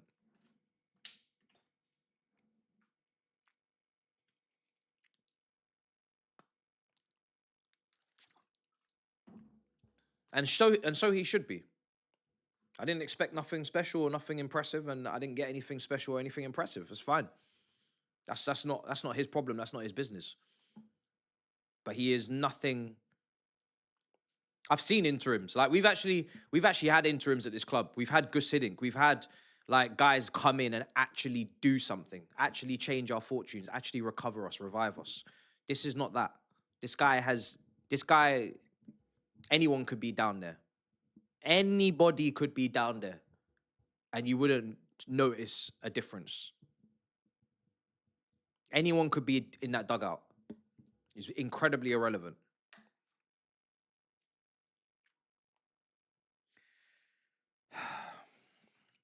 What will be, bro. The transfer window, like I said, the silver lining is no UEFA restrictions, no UEFA financial fair play to contend with, because God help us trying to meet those regulations. But the other side is we have to watch this team once a week. I don't know. For me, the only way to justify a player one game a week is to really put a serious assault for winning the league. That's the only way you can make up for the fact that you've had an incredible advantage. An incredible advantage is by going for the league. Outside of that, you're just throwing another potential trophy down the toilet that you could win. Obviously, nobody really, really wants to watch us play that football against those level of teams. And no one's going to put that trophy on a pedestal. But something is better than nothing, in my opinion, if you're not going to go and do what I'm saying in the league.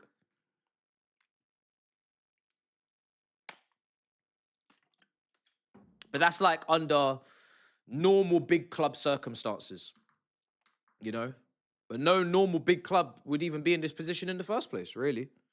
No normal big club would even be in this position in the first place, so...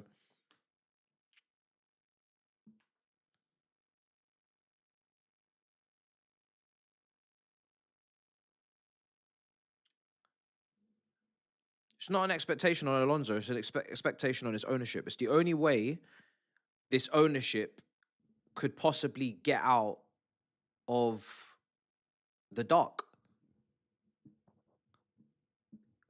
For me. Top 4, 5. Like, I just don't know. I just don't know how long we're going to go on this merry-go-round. We get Champions League. It's too many games. We come back out of Champions League. Now we have less games to get back into Champions League. Then when we get back into the Champions League, it's too many games. We have to come back out of the Champions League. I don't know how long people are going to go on this merry-go-round for, but I'm not on it. I'm not on it. I'm saying what needs to happen for these owners and this ownership group to get any grace, any sort of change in emotion, any sort of change in perspective. That is what they would have to do. Anything less than that is excuses. That's how I see it. Man United are on 71 points, and it's blasphemy for me to sit here and say you should be getting minimum 75 and up with Xabi Alonso at the helm, who is not a rookie, is not a Maresca, is not a Liam Rossini, is not a Potter. This is a guy that's coming in that just came from Real Madrid and would have been placed under pressure and expectation at that football club, because that's what Real Madrid are. But again, already the excuses are coming out. Already the excuses are starting. And we ain't even started the transfer window yet, and already people got excuses. They got excuses coming out of their batty hole, out of their ear, out of everywhere. Excuses already. But apparently these guys have reflected, repented, and they're changing. So I don't know. I don't know which one it is.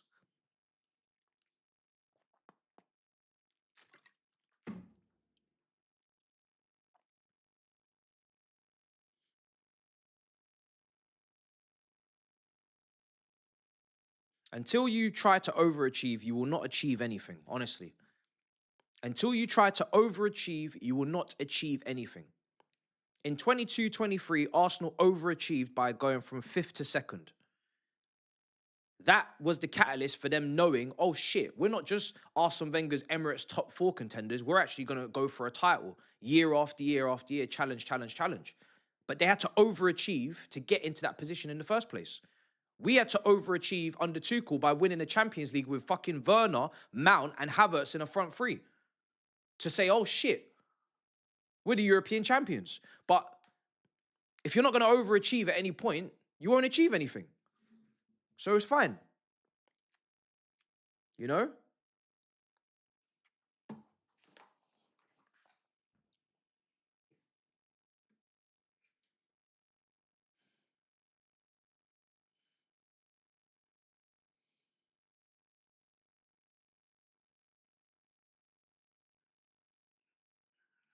Judging the manager and Blueco separately. My track record is not going after managers, so I don't even know why Xabi Alonso is even being typed. You think I'm looking at Xabi Alonso and turning on him? He's the best manager we could possibly ever have under this ownership. This is the creme de la creme. Should be thanking our lucky stars that we have him. Do you know what I'm saying? Ain't nobody asking for him to go anywhere. I can tell you that. We just been blessed. God just blessed us. We got someone in the dugout who's played at the top level, won trophies. His CV shits on Maresca's when he came in. He has actual majors under his belt. And he even almost done a quad or a treble, however you want to look at it, with the German Super Cup in the Europa League final. Unbeaten. Like, what are we doing here? Ain't nobody talking about that guy.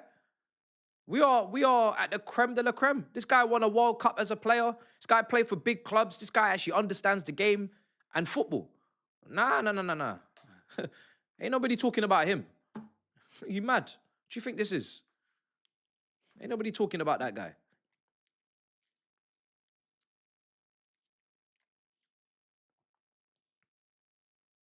The team wasn't world class. The defense was, again, if the team was world class, where did we finish in the league? We were nowhere near title race. And we had to sack our manager halfway through the season. Tuchel came in mid-season. How can a manager have to come in mid-season, but the team's world class? But the team's never won a Prem.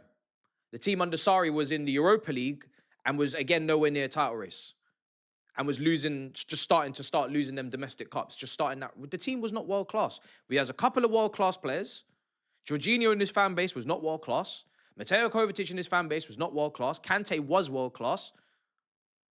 Reece James was just starting. Just getting started. Just coming into it. You had Rudiger, Silva, Aspilicueta, yes. Mendy wasn't deemed world class, but was having big performances. But that front line, far. Are you mad? Giroud in the squad and off the bench. Tammy Abraham, Hudson-Odoi. Team, it wasn't no world-class team, bro. Team overachieved. Team absolutely overachieved. That's not one of our best Chelsea teams. But really, what a lot of our best Chelsea teams didn't win a Champions League. Our league title Chelsea winning teams didn't win Champions Leagues.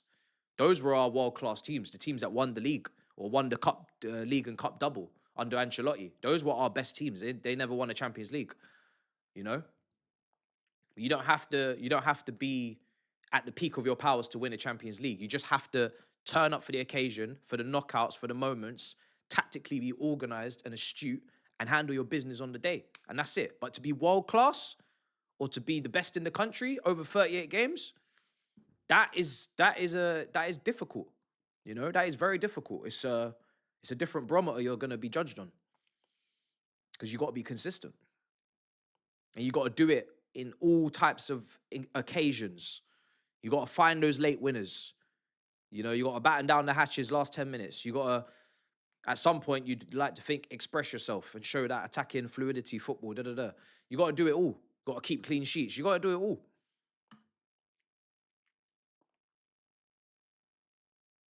Yeah, Bruno Fernandes broken the assist record today. I haven't watched it yet, but it's a big, big moment for him. I'm not going to lie, and I don't want to come across as a hater. However, I'd be lying if I wasn't honest. And you guys can agree or disagree. Man United fans, you can agree or disagree. But the photos and the statements and the tweets and the paragraphs are absolutely fucking embarrassing. I'm sorry. It's embarrassing. It's embarrassing. Big man. And here he goes. See, look, you're already shooting me down because you think it's a hater thing.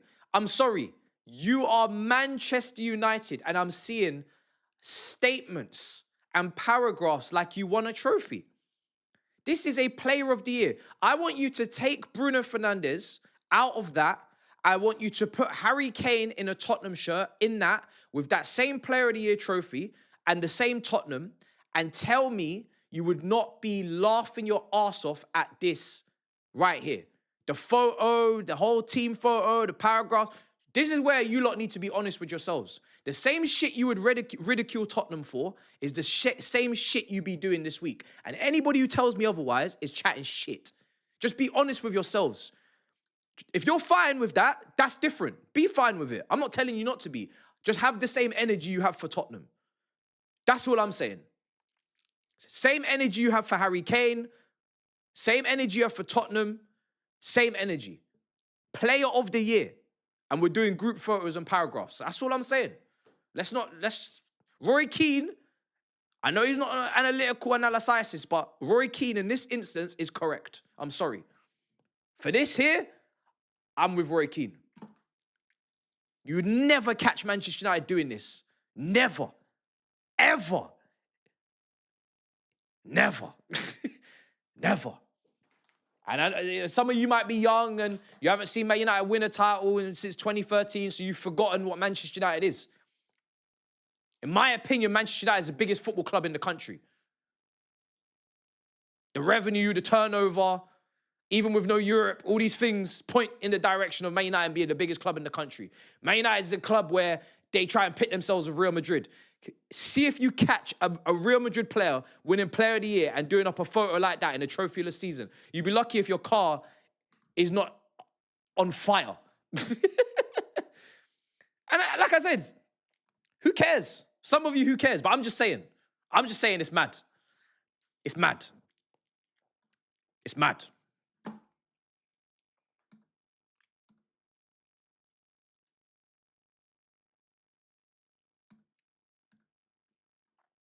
It is mad.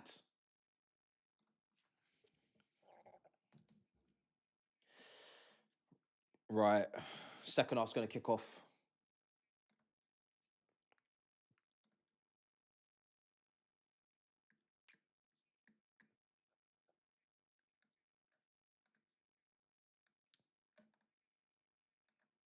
I don't really usually care about that shit, but I was actually shocked. I was actually shocked. Like, I actually couldn't believe it.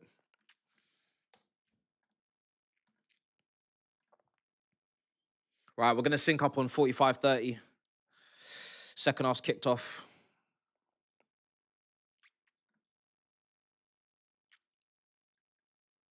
Yeah, bruh. Commentator's got his spot on.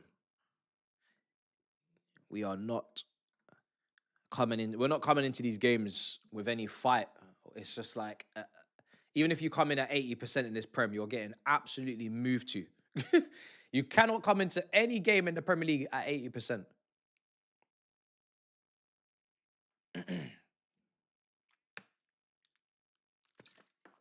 2-0? Brobby? Oh, wow. Brobby, you got to score that. That's a bad miss. It's a great save from Sanchez. But if he's onside, that is bad from Brobby. That would have been game, set, match for Sunderland. Game, set, match. From 16th to 3rd in one season, I wouldn't take my eyes off them. And I did this for us as well when we won the league. But we won the league.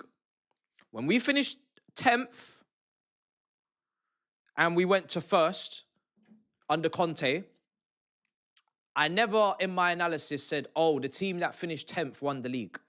Because we should never have finished 10th. This is not some plucky Leicester City 5,000 to 1 story. Manchester United should never finish where you finished last season. It is not a plucky story that you went from there to there. You should never have been where you were. You are at worst a top 7 team, at worst. So don't try and pretend like your squad quality was there, now it's here, and this is a mad moment that we... No.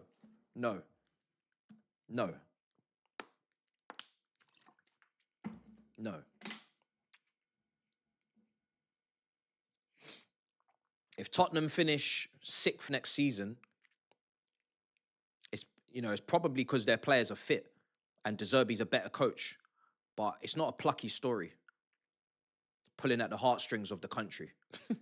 It's just not.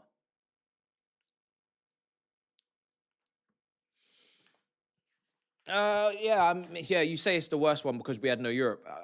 Listen, if you win the league, even if with no Europe, we take it.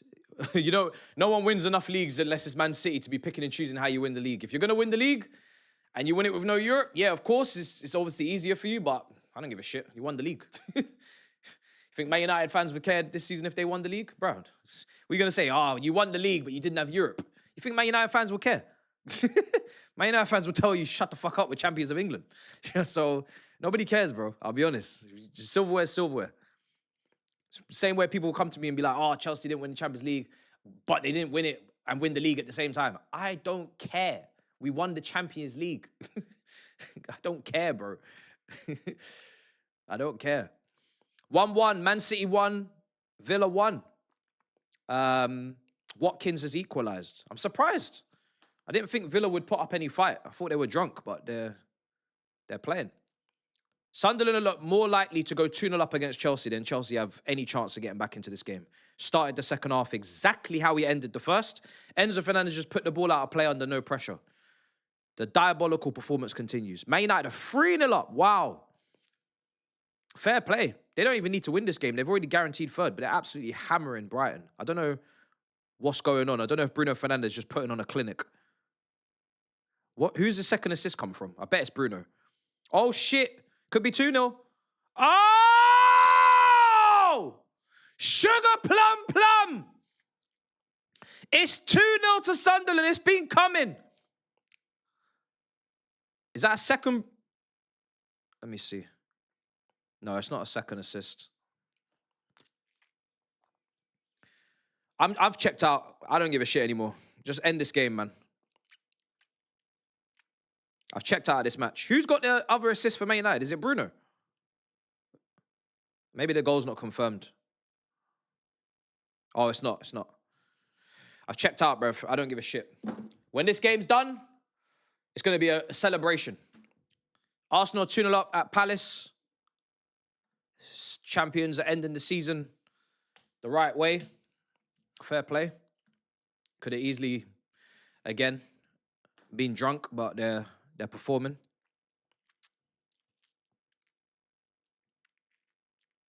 Another shambolic goal to concede is Gusto at the back post with an own goal. And in fact, if he didn't touch that, it's not a goal. It's going wide. Clumsy. Shocking defending. Yeah, man. Fa. What a shocking performance again. He didn't even need to touch it. Don't touch it and it's not a goal. Oh, Bruno scored.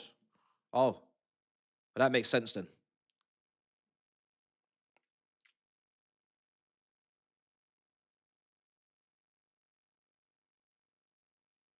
Oh, no, I don't think he has. Oh, I don't know. Oh, I don't know. I don't care.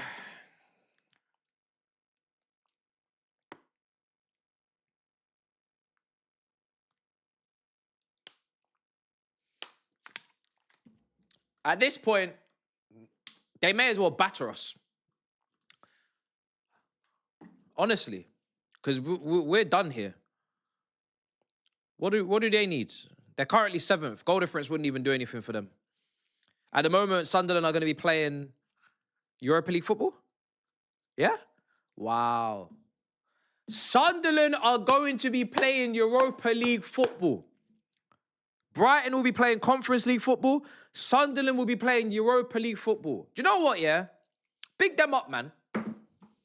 Away from our own disgusting, shambolic, disgraceful season, to be promoted for the first season and to make Europa League football, that is a fucking achievement. I don't think that's been done.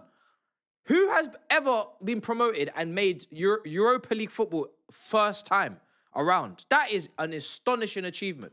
Now, fair play Sunderland. That is crazy. That is crazy. These men deserve a serious round of applause. Nah. Big up Sunderland. Nah, Leicester didn't do it. I think Leicester, I swear Leicester only just stayed up with Cambiasso. It was Cambiasso. I can't remember who the manager was. Cambiasso was in the team. Because I remember he signed, that was a big deal. And then he left and they won the league the year after. But they only just stayed up first season. They finished like 17th or 16th, 15th. They won the league the year after. So it wasn't Leicester. Big up Sunderland. Maybe Wolves. Wolves might be a shout with the Portuguese brothers. Big up Sunderland. Look at that cross. Fuck. Sheffield United is a shout. Back three. Underlapping centre-backs and that. Under Chris Wilder. Good shout. I like that. I like that shout. They finished very high. I can't remember if it was 7th. Felt like a 7th. Yeah, we're getting some good shouts. It wasn't Leicester. But Sheffield United is a decent shout. I don't remember, I don't know, but very decent shout. Very cheeky for certain people to be asking for pay rises. Well, if they were awarded for the Club World Cup win, because it was obviously all down to them, surely surely there should be a pay decrease. There should be a pay drop. A drop in pay for this season. Will that happen? And we're strapped for cash, so we could do with saving some money. You sacked all the other staff that you could, right? So what about these directors? Are we going to drop their pay this summer for the shambolic season that we've had? Seeing as everything is completely down to them. When we win, it's all down to them. It's not down to the manager. We know that. It's nothing to do with the manager. So surely, the fact that we're here should be all down to you as well. You decided to appoint Liam Rosenior, go on one of the worst runs I've ever seen in this football club. It should all be down to you, so surely the pay should be dropping. I'm looking forward to the Ornstein Bumba. I'm looking forward to the Ornstein Bumba. Oh, it's Maresca's fault. Yeah, it's Maresca's fault. Maresca's a snake. It's all Maresca's fault. Yeah. No accountability. It's always someone else's fault, isn't it? It's always someone else's fault. Balling.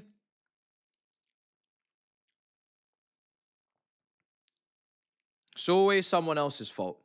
Never their fault.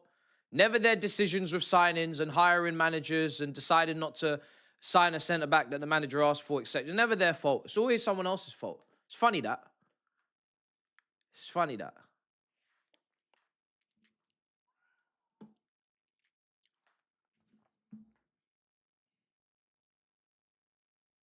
"55 minutes gone. It's too much time on this clock. Chelsea in possession.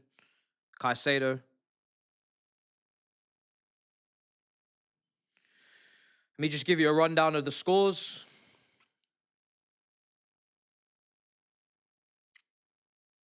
If you can get fucked by your own head coach that you brought in to literally bow down to your blue coat demands, what does that say about you? That you can't even control your disciples. Mad. Hey, Palmer! Hey, bro! Palmer! Palmer! Hey! Where did that come from? Good to see you. The fuck? Cole Palmer. He's back. Nah, seriously, where did that come from? He hasn't shot with power in months. The keeper should do better. However, he still shot with some power. The keeper should do better. But we take it. We take it. Nah, seriously, the keeper's done a madness. But it's nice to see Cole Palmer. Goddamn, I haven't seen you in a while. In open play as well. Now we take it. We take it. It's bad from the keeper, I can't lie. Especially, is it Rofs? He's had a good season, Rofs. He's had a very good season. Here's Caicedo. Could there be a comeback? Palmer? Have you got something for us? No. I can't believe that happened. Genuinely. I've not seen that in so long. I almost gave up on the idea of it even happening. A shot from outside the box as well. Are we linked to this keeper? I believe I saw his name on a list, yes. I wouldn't take it too seriously, though. All the talk has been about Penders, so...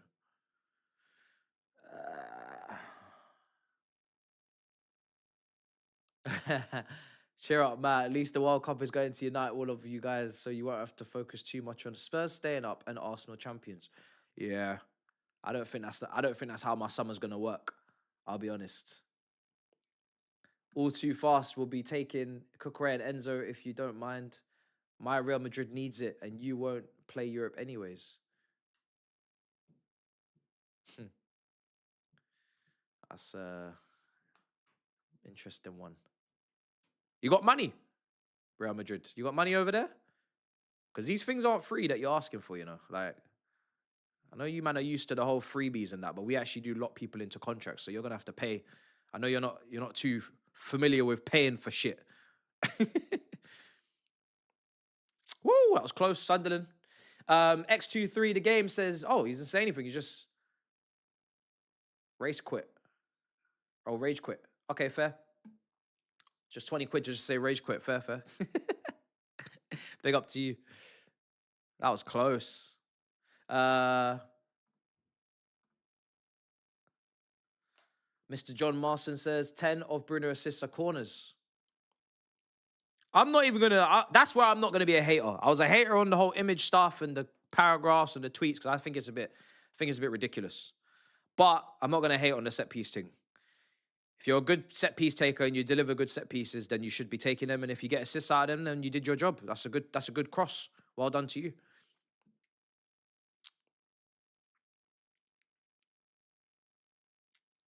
Newcastle finished third in the 90s. Oh, straight after promotion. That's mad. Should we get Mamouche from City? He doesn't start. It's another person that could play in that left 10, isn't it? Yeah, I'm not sure about him. He's a really good striker of the ball when he's at it. But I worry. I do worry a bit. I do worry about how it works. I don't know.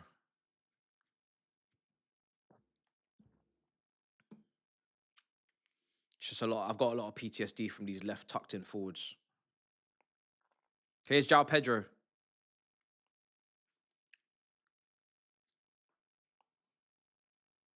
Yeah, possession-based system, yeah.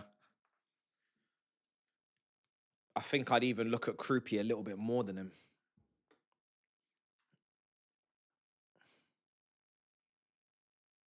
I don't know.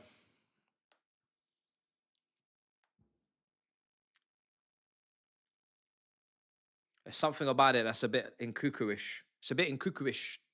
It's giving Nkuku a little bit.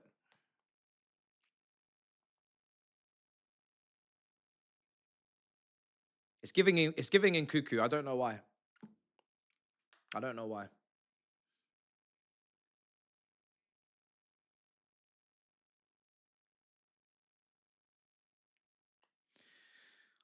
Subs are getting made. I believe this Diarra guy is from Strasbourg that's coming on for Sunderland right now. Arsenal on 85 points. That looks very, very solid points tally-wise. Man City currently on 79. Man United 71. Villa on 63. 62 for Liverpool. So Bournemouth are playing Champions League football next season. Am I right in saying that, guys, yeah? Bournemouth are playing Champions League football. That's mad. I'm correct, right? Is that correct? Let me know in the chat.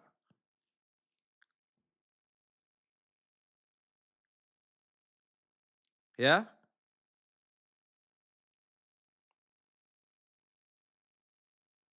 Far!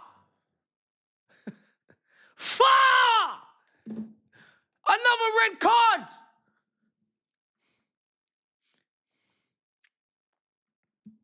A man just asked, I swear if we get a point, we get Europa League. Fofana gets sent off. You stupid bum. Wait, who got sent off? Cole? I take it back.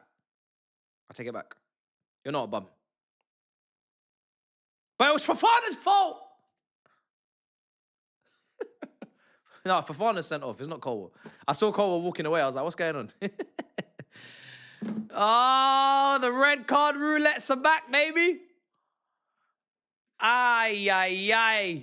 Let that be the last game this guy is playing for my football club. Look at this. You stupid boy. And you didn't even need to do it because Sanchez is getting there. Let this be the last game he's playing at my football club. I'm done. I'll report him to the Metropolitan Police myself. He's speeding, officer. He's speeding. Don't you see him speeding?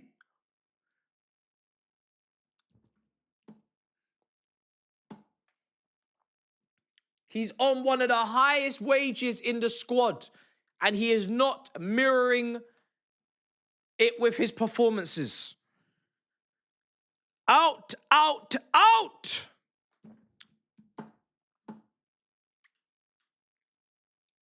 I need these unserious individuals out of my club.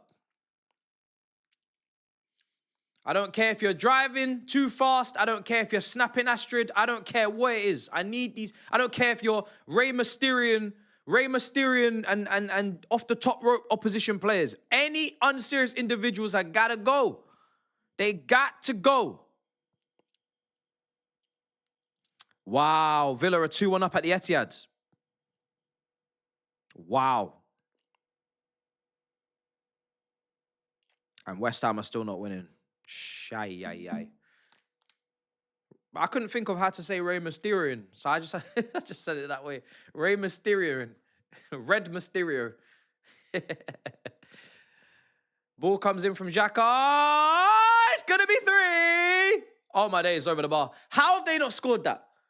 Wow. Wow.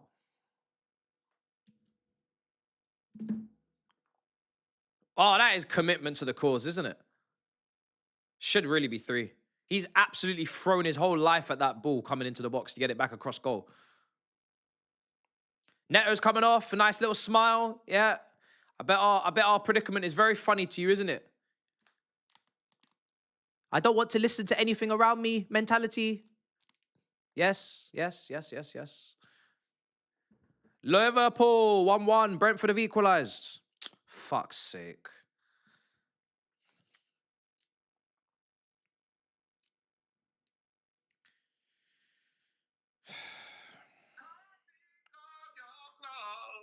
I hear you for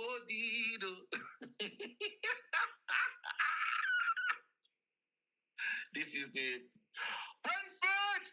Let's go.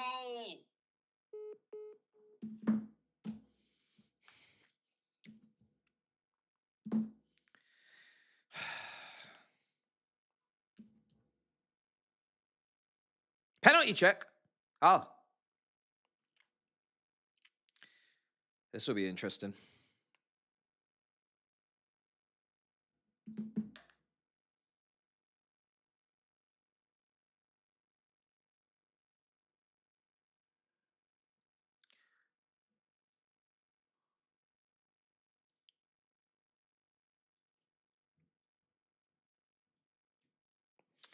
It will be, whatever will be cleared.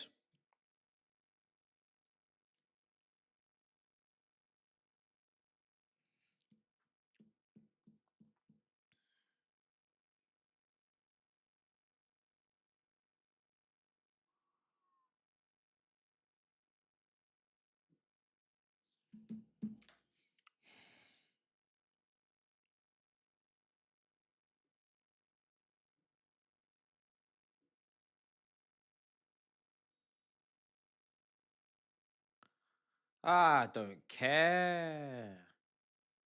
We don't care anymore. Just blow the whistle for full time. Give them their 3 points so we can go. It's the hottest day of the year since 1994.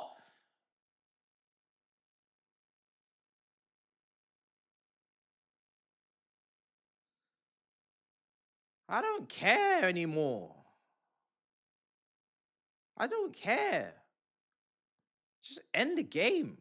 Give them their 3 points. We don't care anymore. Where was the red card bingo? See, sorry, that's my bad. I completely forgot about how incompetent my players were and ill-disciplined. I forgot all about it. Chelsea are not much far behind City for the most irrelevant club, says Shori.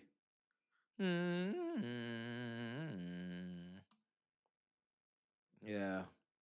Okay.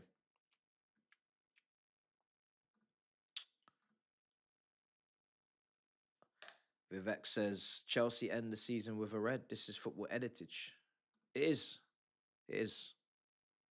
I can't lie. I really don't care anymore. I just want this game finished.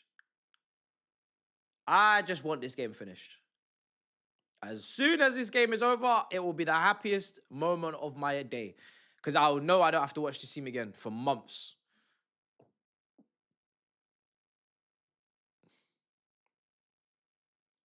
A lot need to go. I'm saying like 11 players out, says Musa. And if that happens, boy, imagine that means we need 11 players to come in, no? Or 8 if you're trimming the squad. And the more signings these owners and directors make, the worse probability you have of getting quality. Because they just love to just fill up the place with dross. Man's name should be Wesley Fofana. I can't wait for this to be over.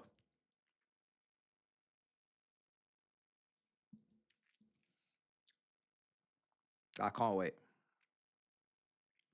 There are going to be images of euphoria on the timeline from today's events.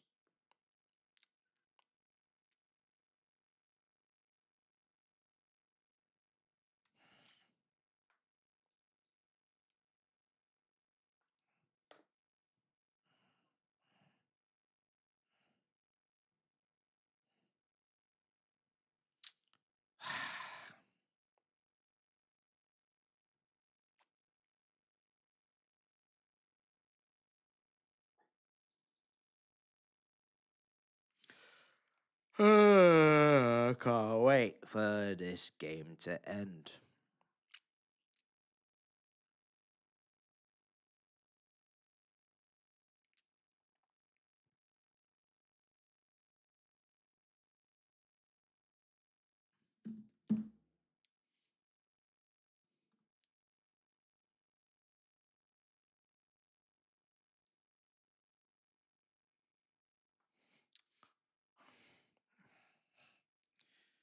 Sunderland will get a third soon. That you can bet on. We're defending for our lives right now. We can't even get out our own box.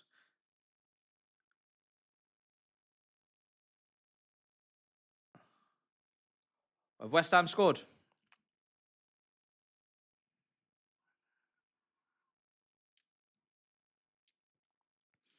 West Ham have scored. But Tottenham are still winning. I'm afraid. Do you want to switch over to the Spurs game, a break from Chelsea, and can root for Spurs' demise? Nah, there's nothing there. There's nothing there. Tottenham are winning, and they need to concede 2 goals before we can even start to think that things are possible. So it's not even realistic, bro. I'll be honest. The whole day is cooked. No hate watch can save us.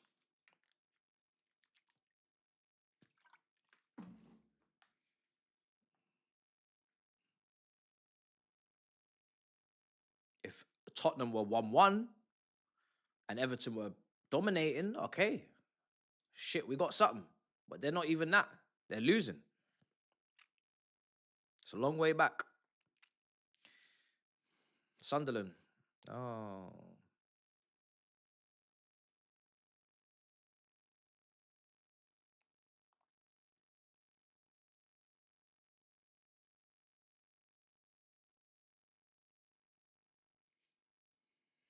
João Pedro, free kick.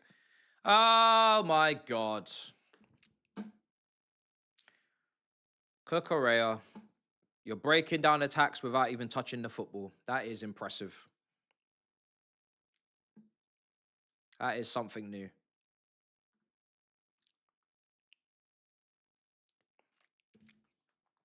I will not look back. Once I do this review for this game, I will not look back. I'm gone.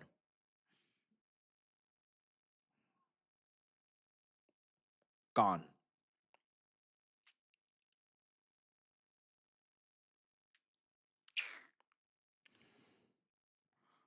If there is a goal at Tottenham, I'll let you know. But right now, it's not looking likely.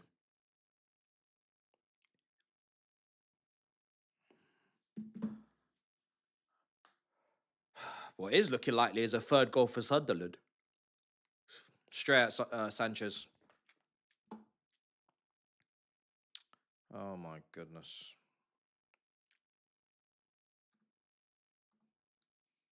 This is the worst season. It's interesting, isn't it? Because let's have a debate about it. What is the worst season under Blueco? I think it's this season, because this season we were as far deep into this project as you could possibly be, and it is a shocking league finish. You can't even paint it any other way in terms of trajectory, learning curves, naivety. We made mistakes, but we will improve bollocks. Like this is deep. This is 4 years out of 5 deep, and you're finishing in 10th. I think it's an absolute disgrace because of the time factor. But other people will debate that the Poch season was worse because we were 10th. Actually, no, the Potter season, we was mid-table for a large chunk of it. But the Pochettino season, we were 10th as well, for 80% of it. So we've spent more time in mid-table under this ownership than we have in positions we should be in. Because even when we have finished 6th under Poch, we spent most of that season in 10th and 12th or mid-table, most of it.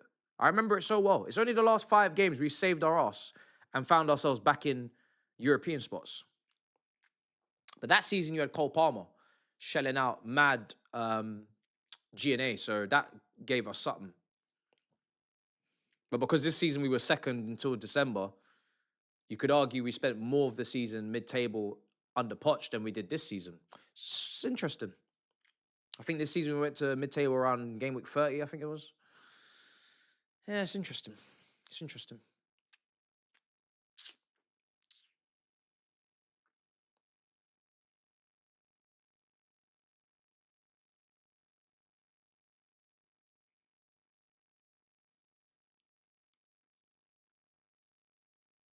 This season we lost the cup final. Pochettino season we lost the cup final to kids.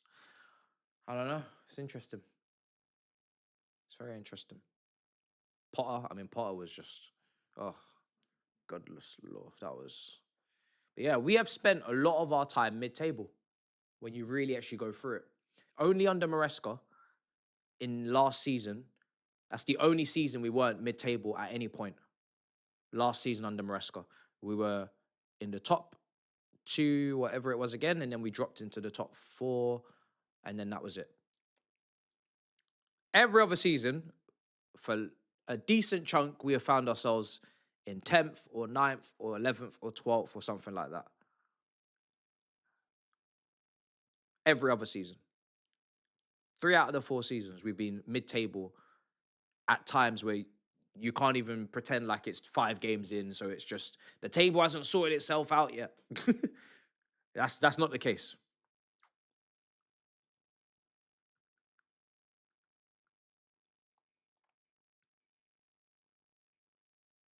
Palmer is only undroppable because of the options around Palmer. I don't want Palmer to be undroppable.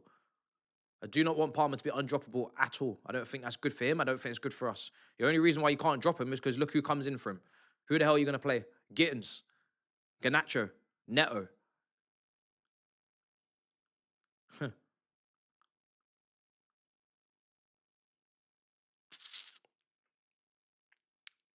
Here's Enzo.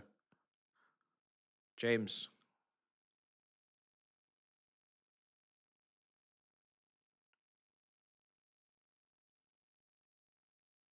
Gusta, no. Palmer. Oh my God. Oh boy. Esteval's injured. And Esteval starting in the 10 is not ideal week in, week out. That's a cluster bastard position, I'm telling you. You break the kid's ankles. That position will send that brother to the trenches before he's even 20. I much prefer him out on the wing. 1v1.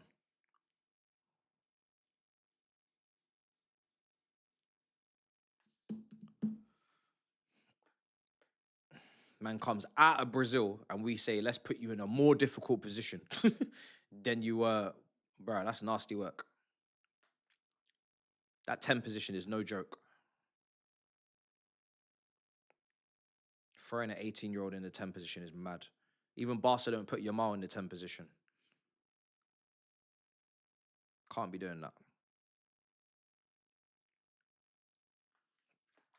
Oh, it's crazy.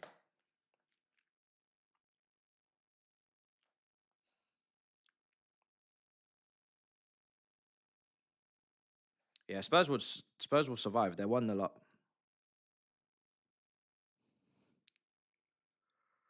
Oh boy.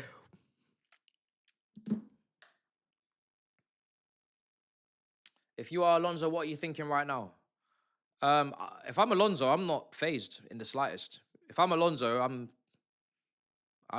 if Alonso's watched this team since he was forget it. He was only appointed recently. All Alonso has to do is go and watch the team. Just go back and watch the team. There's nothing to be surprised about. There's nothing to be shocked about. There's nothing to be startled. This is the team. This is how they've been playing recently. So today should not be an epiphany moment for anyone.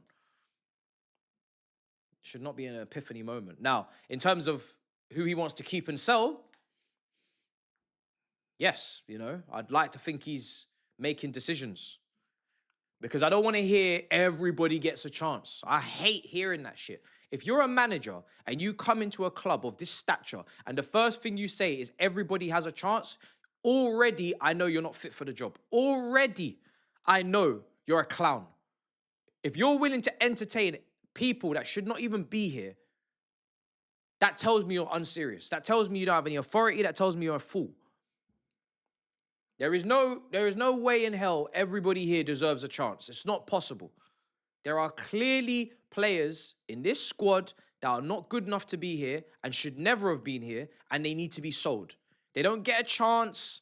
They don't get time to waste in pre-season when we should be acquiring what we need and the quality that we need and actually bedding that in. We don't have time to waste pre-season. If I hear certain players are getting a chance, like Garnacho, I swear to God, this team is so unserious. This club is so unserious. Some of these players need to leave now. End of discussion. Don't waste pre-season games giving clowns a chance that are not good enough for this club.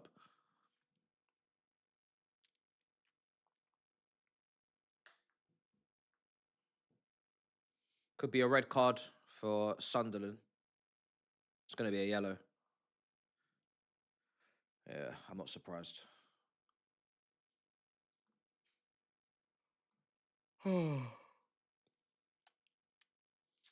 Dan says, big up my general.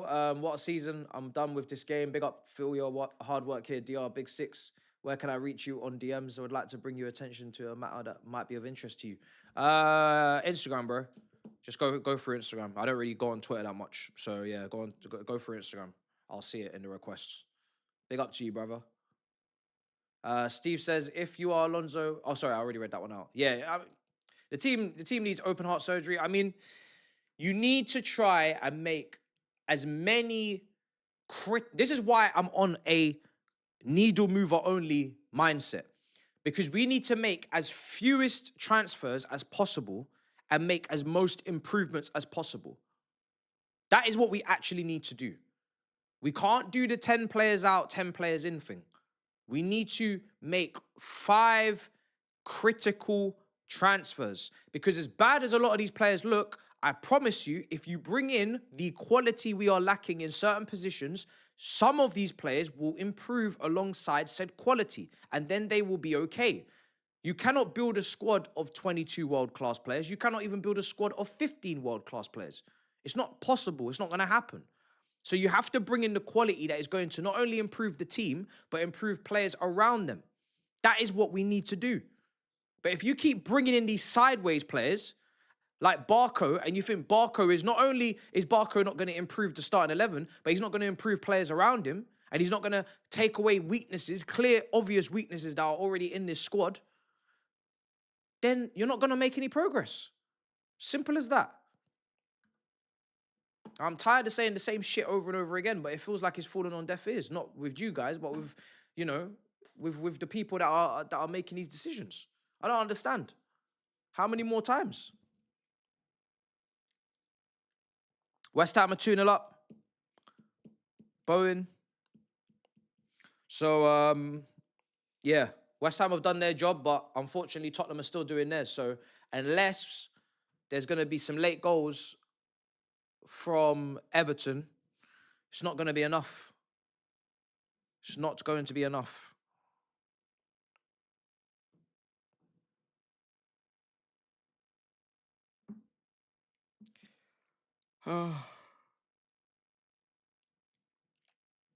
Can't wait. Do my review, back outside in the sun, whatever's left of it anyway, and just relax.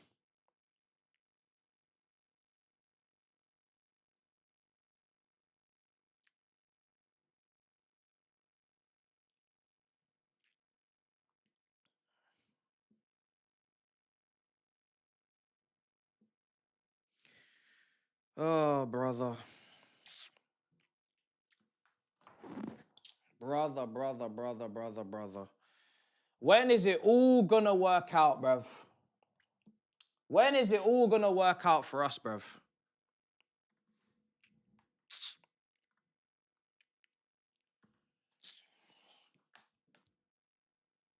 When is it all gonna work out, bruv?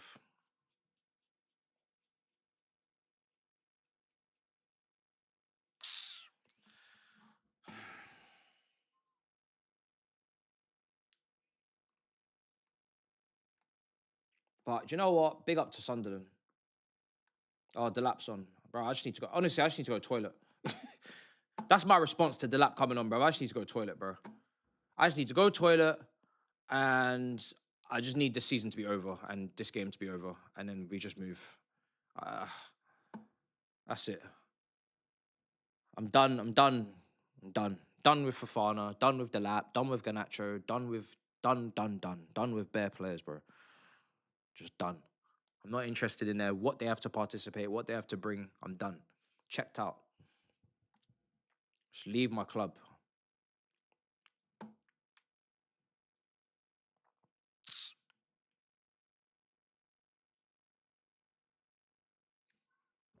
Ball in.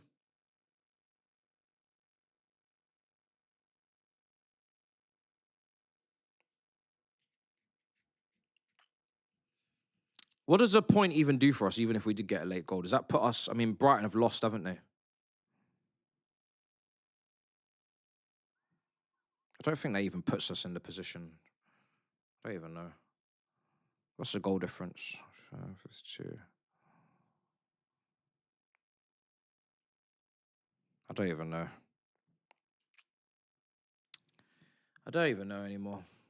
Apparently, it puts us in Europa. I don't know what the goal difference is between... I think ours and Brighton's goal difference is pretty much the same because they're losing 3-0. I think it actually... Yeah, they needed to lose by 2 goals or more for our goal difference to then be better with a draw for us to finish in 7th, sorry. Fucking hell. This is what we're discussing. So, yeah, all we need is a goal, and we got Europa League in one of the worst possible ways to get it. Even when we're going for Europa League, we still have to do it in the most embarrassing fashion possible. That is something else. Even for Europa League, we have to do it in the most embarrassing fashion possible. A draw against Sunderland and Brighton losing by 2 goals or more. That's how we get it, if we get it. Lord have mercy.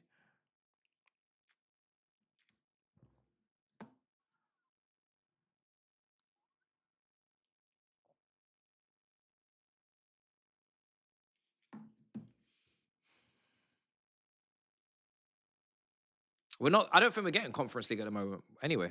So we're fine. It's either a draw and we get Europa, or we don't get we get nothing. That's probably ideal for everybody. Nobody wants to sit in Conference League anyway, do they? So this is great.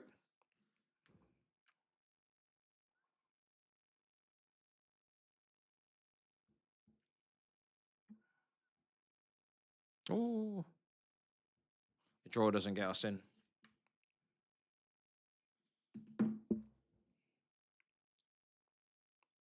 People are saying it doesn't goal difference, but hey ho. Who even cares? Jackson should stay next season because he's much better than Delap and he's not allergic to scoring goals.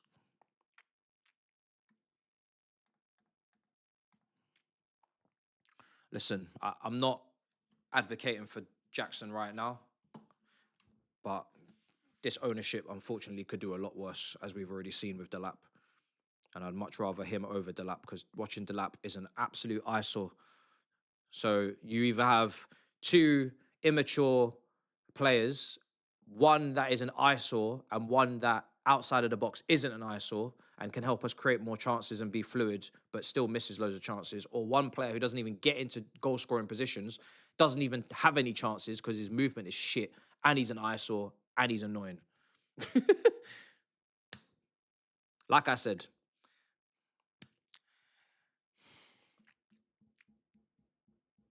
I ain't co-signing it, but it is an improvement because it literally can't get any worse than what we're watching.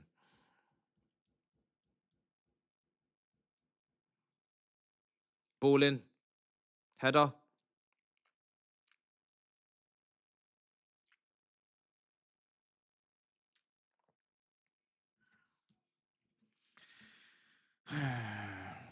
But watch us not bring back Jackson and just sell him, or then just use Amiga free from Strasbourg.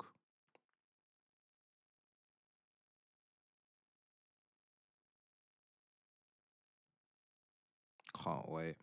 It's almost over. I'm so excited.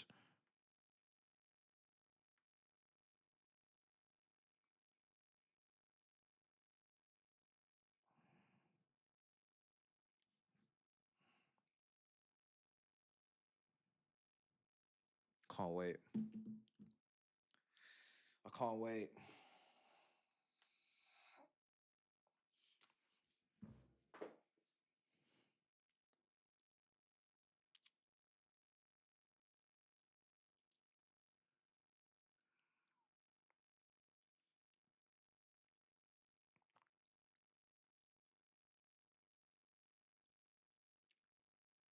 $10! Why do you punish us? I need to go to the toilet. Ugh. Why do you punish us? We don't want to watch this football club anymore. Talking about 10 more minutes of this shit, man. Put us out of our misery. I'm a dog on my deathbed. Shoot me, bruv. I don't want to be watching this shit. And you man are telling me 10 more minutes I got to suffer. Nah, I'm going toilet. I'm actually going toilet. I don't want to watch this shit. I'm going toilet.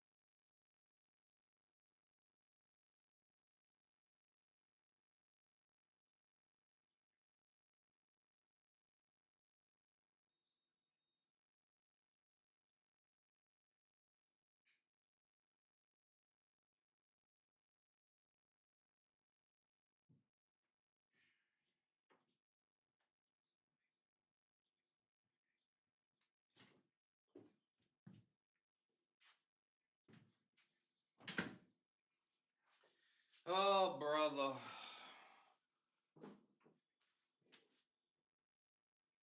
These brothers are still fucking playing.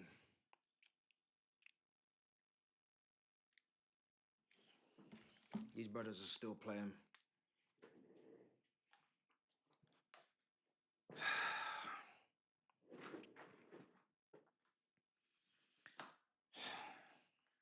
It's still 2-1.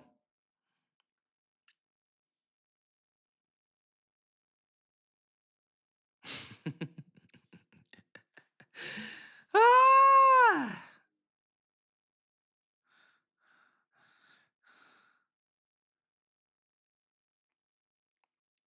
I don't even know what walk I did, bruv. I needed to piss. That's all I know. Man, them were cooking my walk. I needed to piss, bruv. I don't think you realize how badly I need to go to the toilet. Let me even watch it back.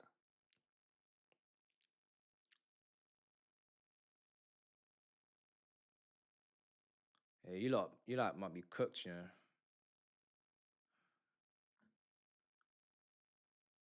You lot might be cooked. you lot are actually finished. Ball in.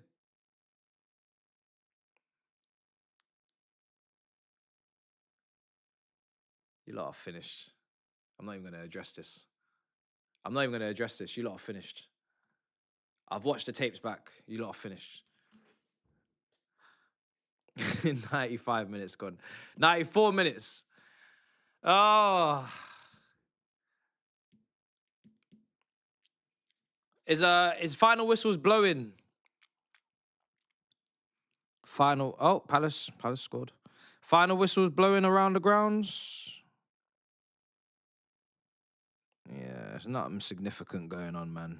Everything is going on exactly how everything has to go on. It is what it is.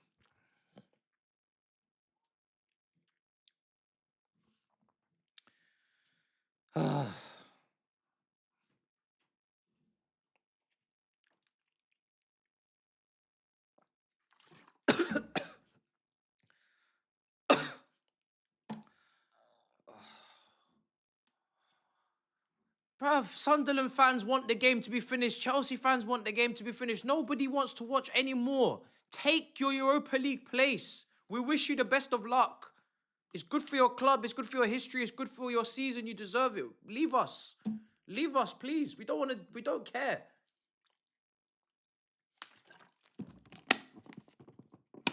I'm telling you, yeah, I'm very much connected to how jobs get done. How jobs get done.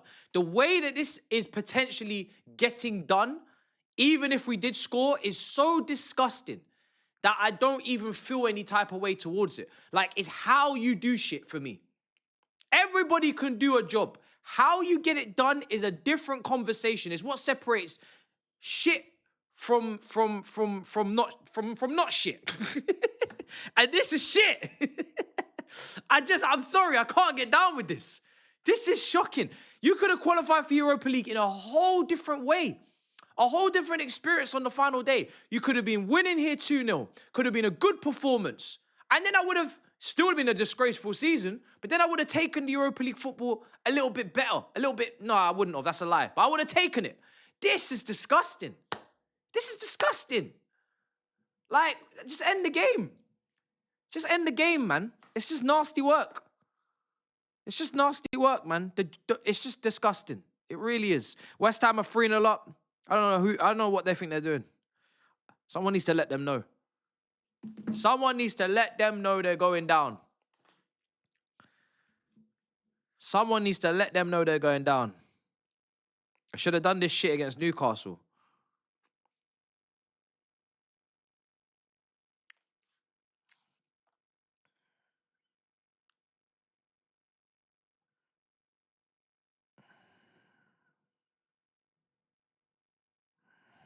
Crazy work. West Ham versus Millwall next season in the Championship, guys. That's going to be a bloodbath. That's going to be bonkers.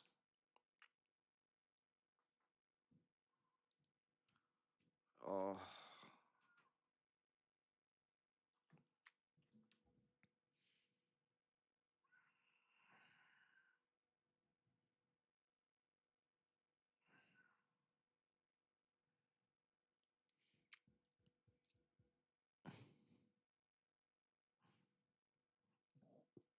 Yeah, we're not going to be in the Conference League, so we're either going to draw, and Sunderland are going to be back behind us, and we're going to be on 53 points, and then the goal difference is, I think, going to be in our favour because of goals scored.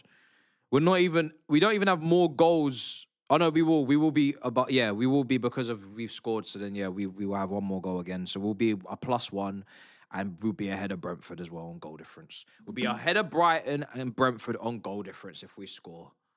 That's how we'll make it if we score. That's how it is. Goodness me. So there's no chance of Conference League now, guys. There's no chance.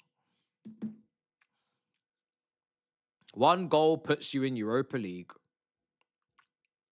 In a lovely 7th.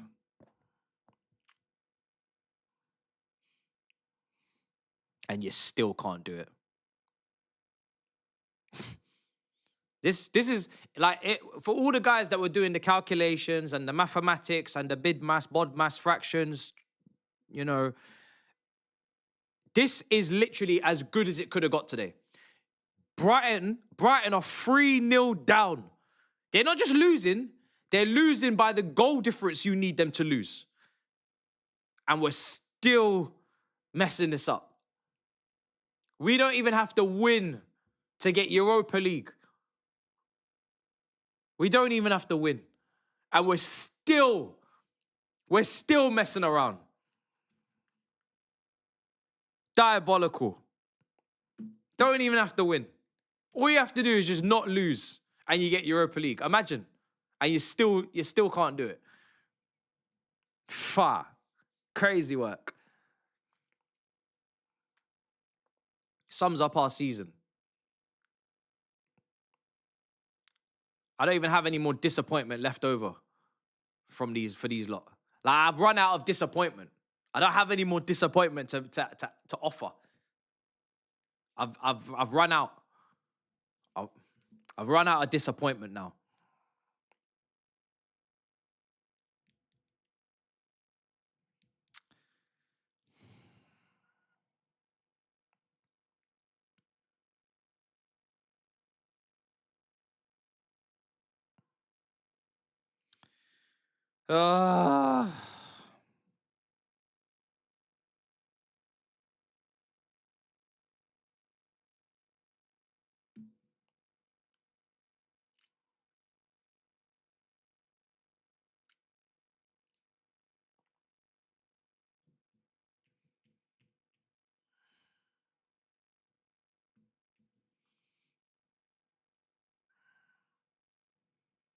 We're level on points with Fulham.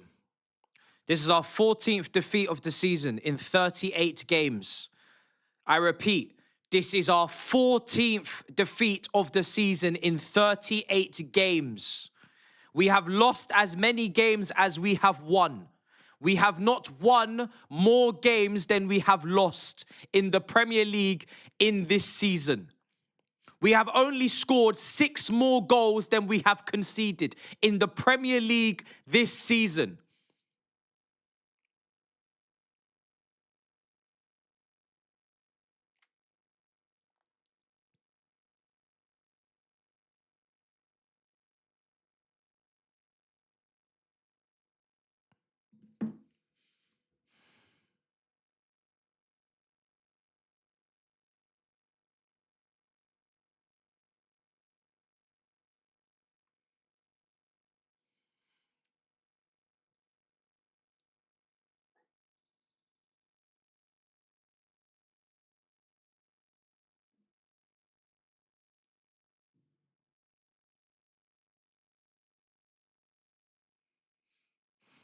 Full time, please. Give us full time.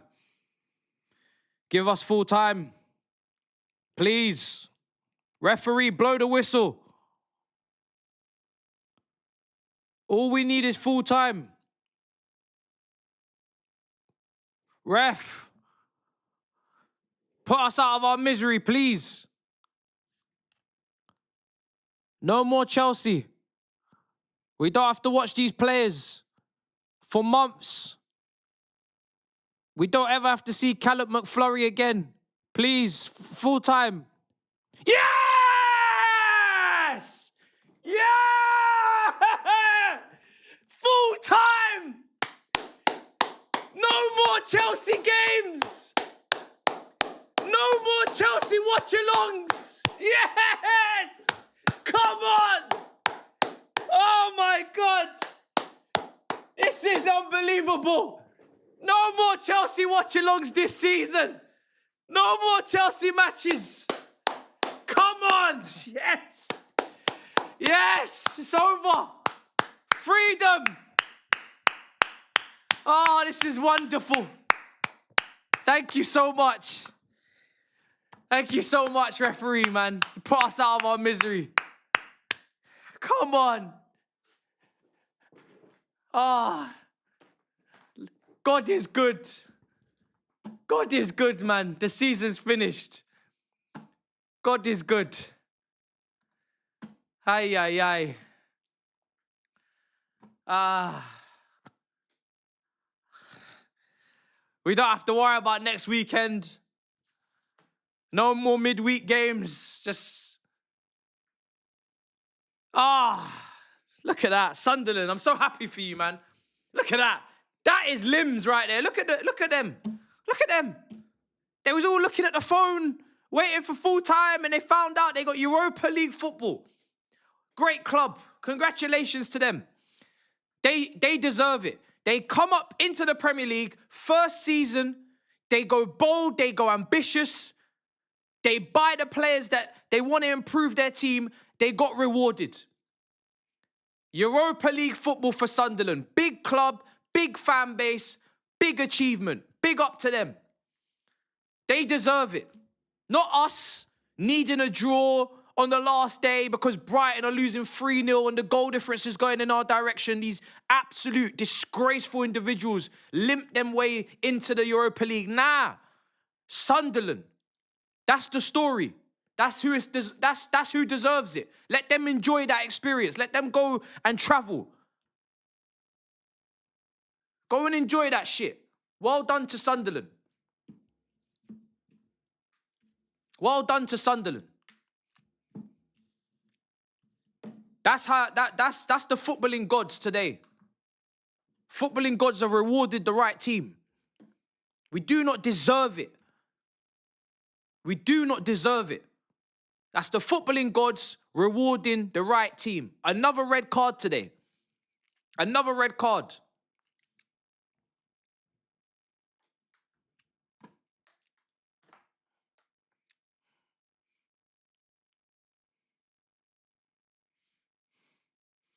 I'll be damned if Sunderland fans were going to be depressed at full time with our fans as well. Just a stadium full of depression. Nah, let them have their ting, man. Let them have their ting. Honestly. We got what we deserved.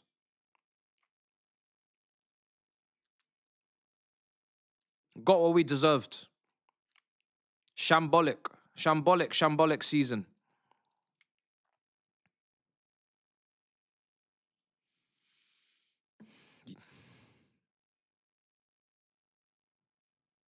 Europe confirmed.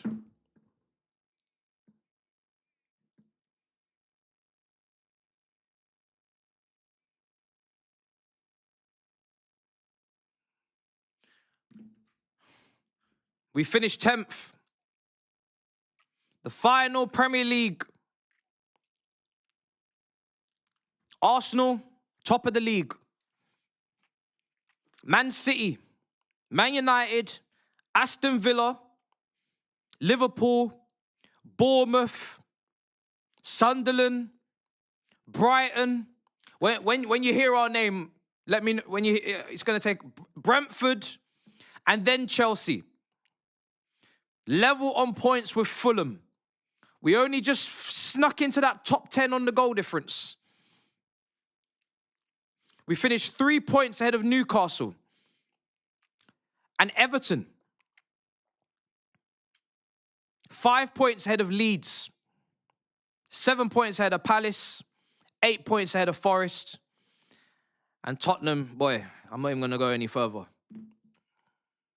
That is our Premier League season over 38 games.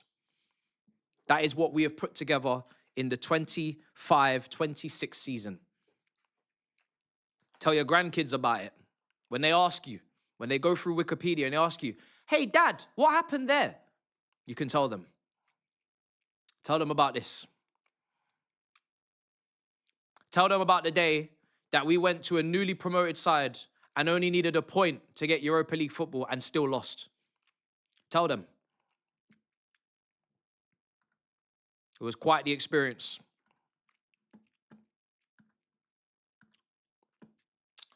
Final super chats before we round off the season. In spectacular fashion. With a 2-1 loss at Sunderland on the final day. No guarantee Alonso is better than Almerim. There's no guarantees in life. That's why we love it. We'll be there. Steve, second half of the season, what would the table look like? Where would Chelsea be? In the relegation zone. In the relegation zone. I don't know if we'd be 18th, 19th, or 20th. I'm not sure. But we'd certainly be in the relegation zone.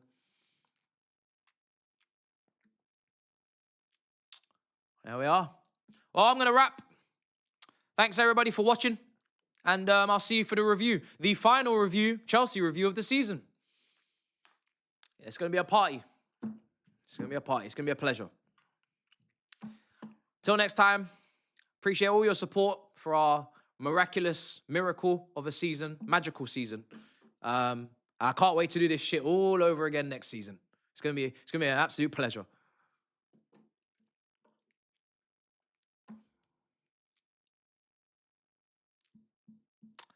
Until next time.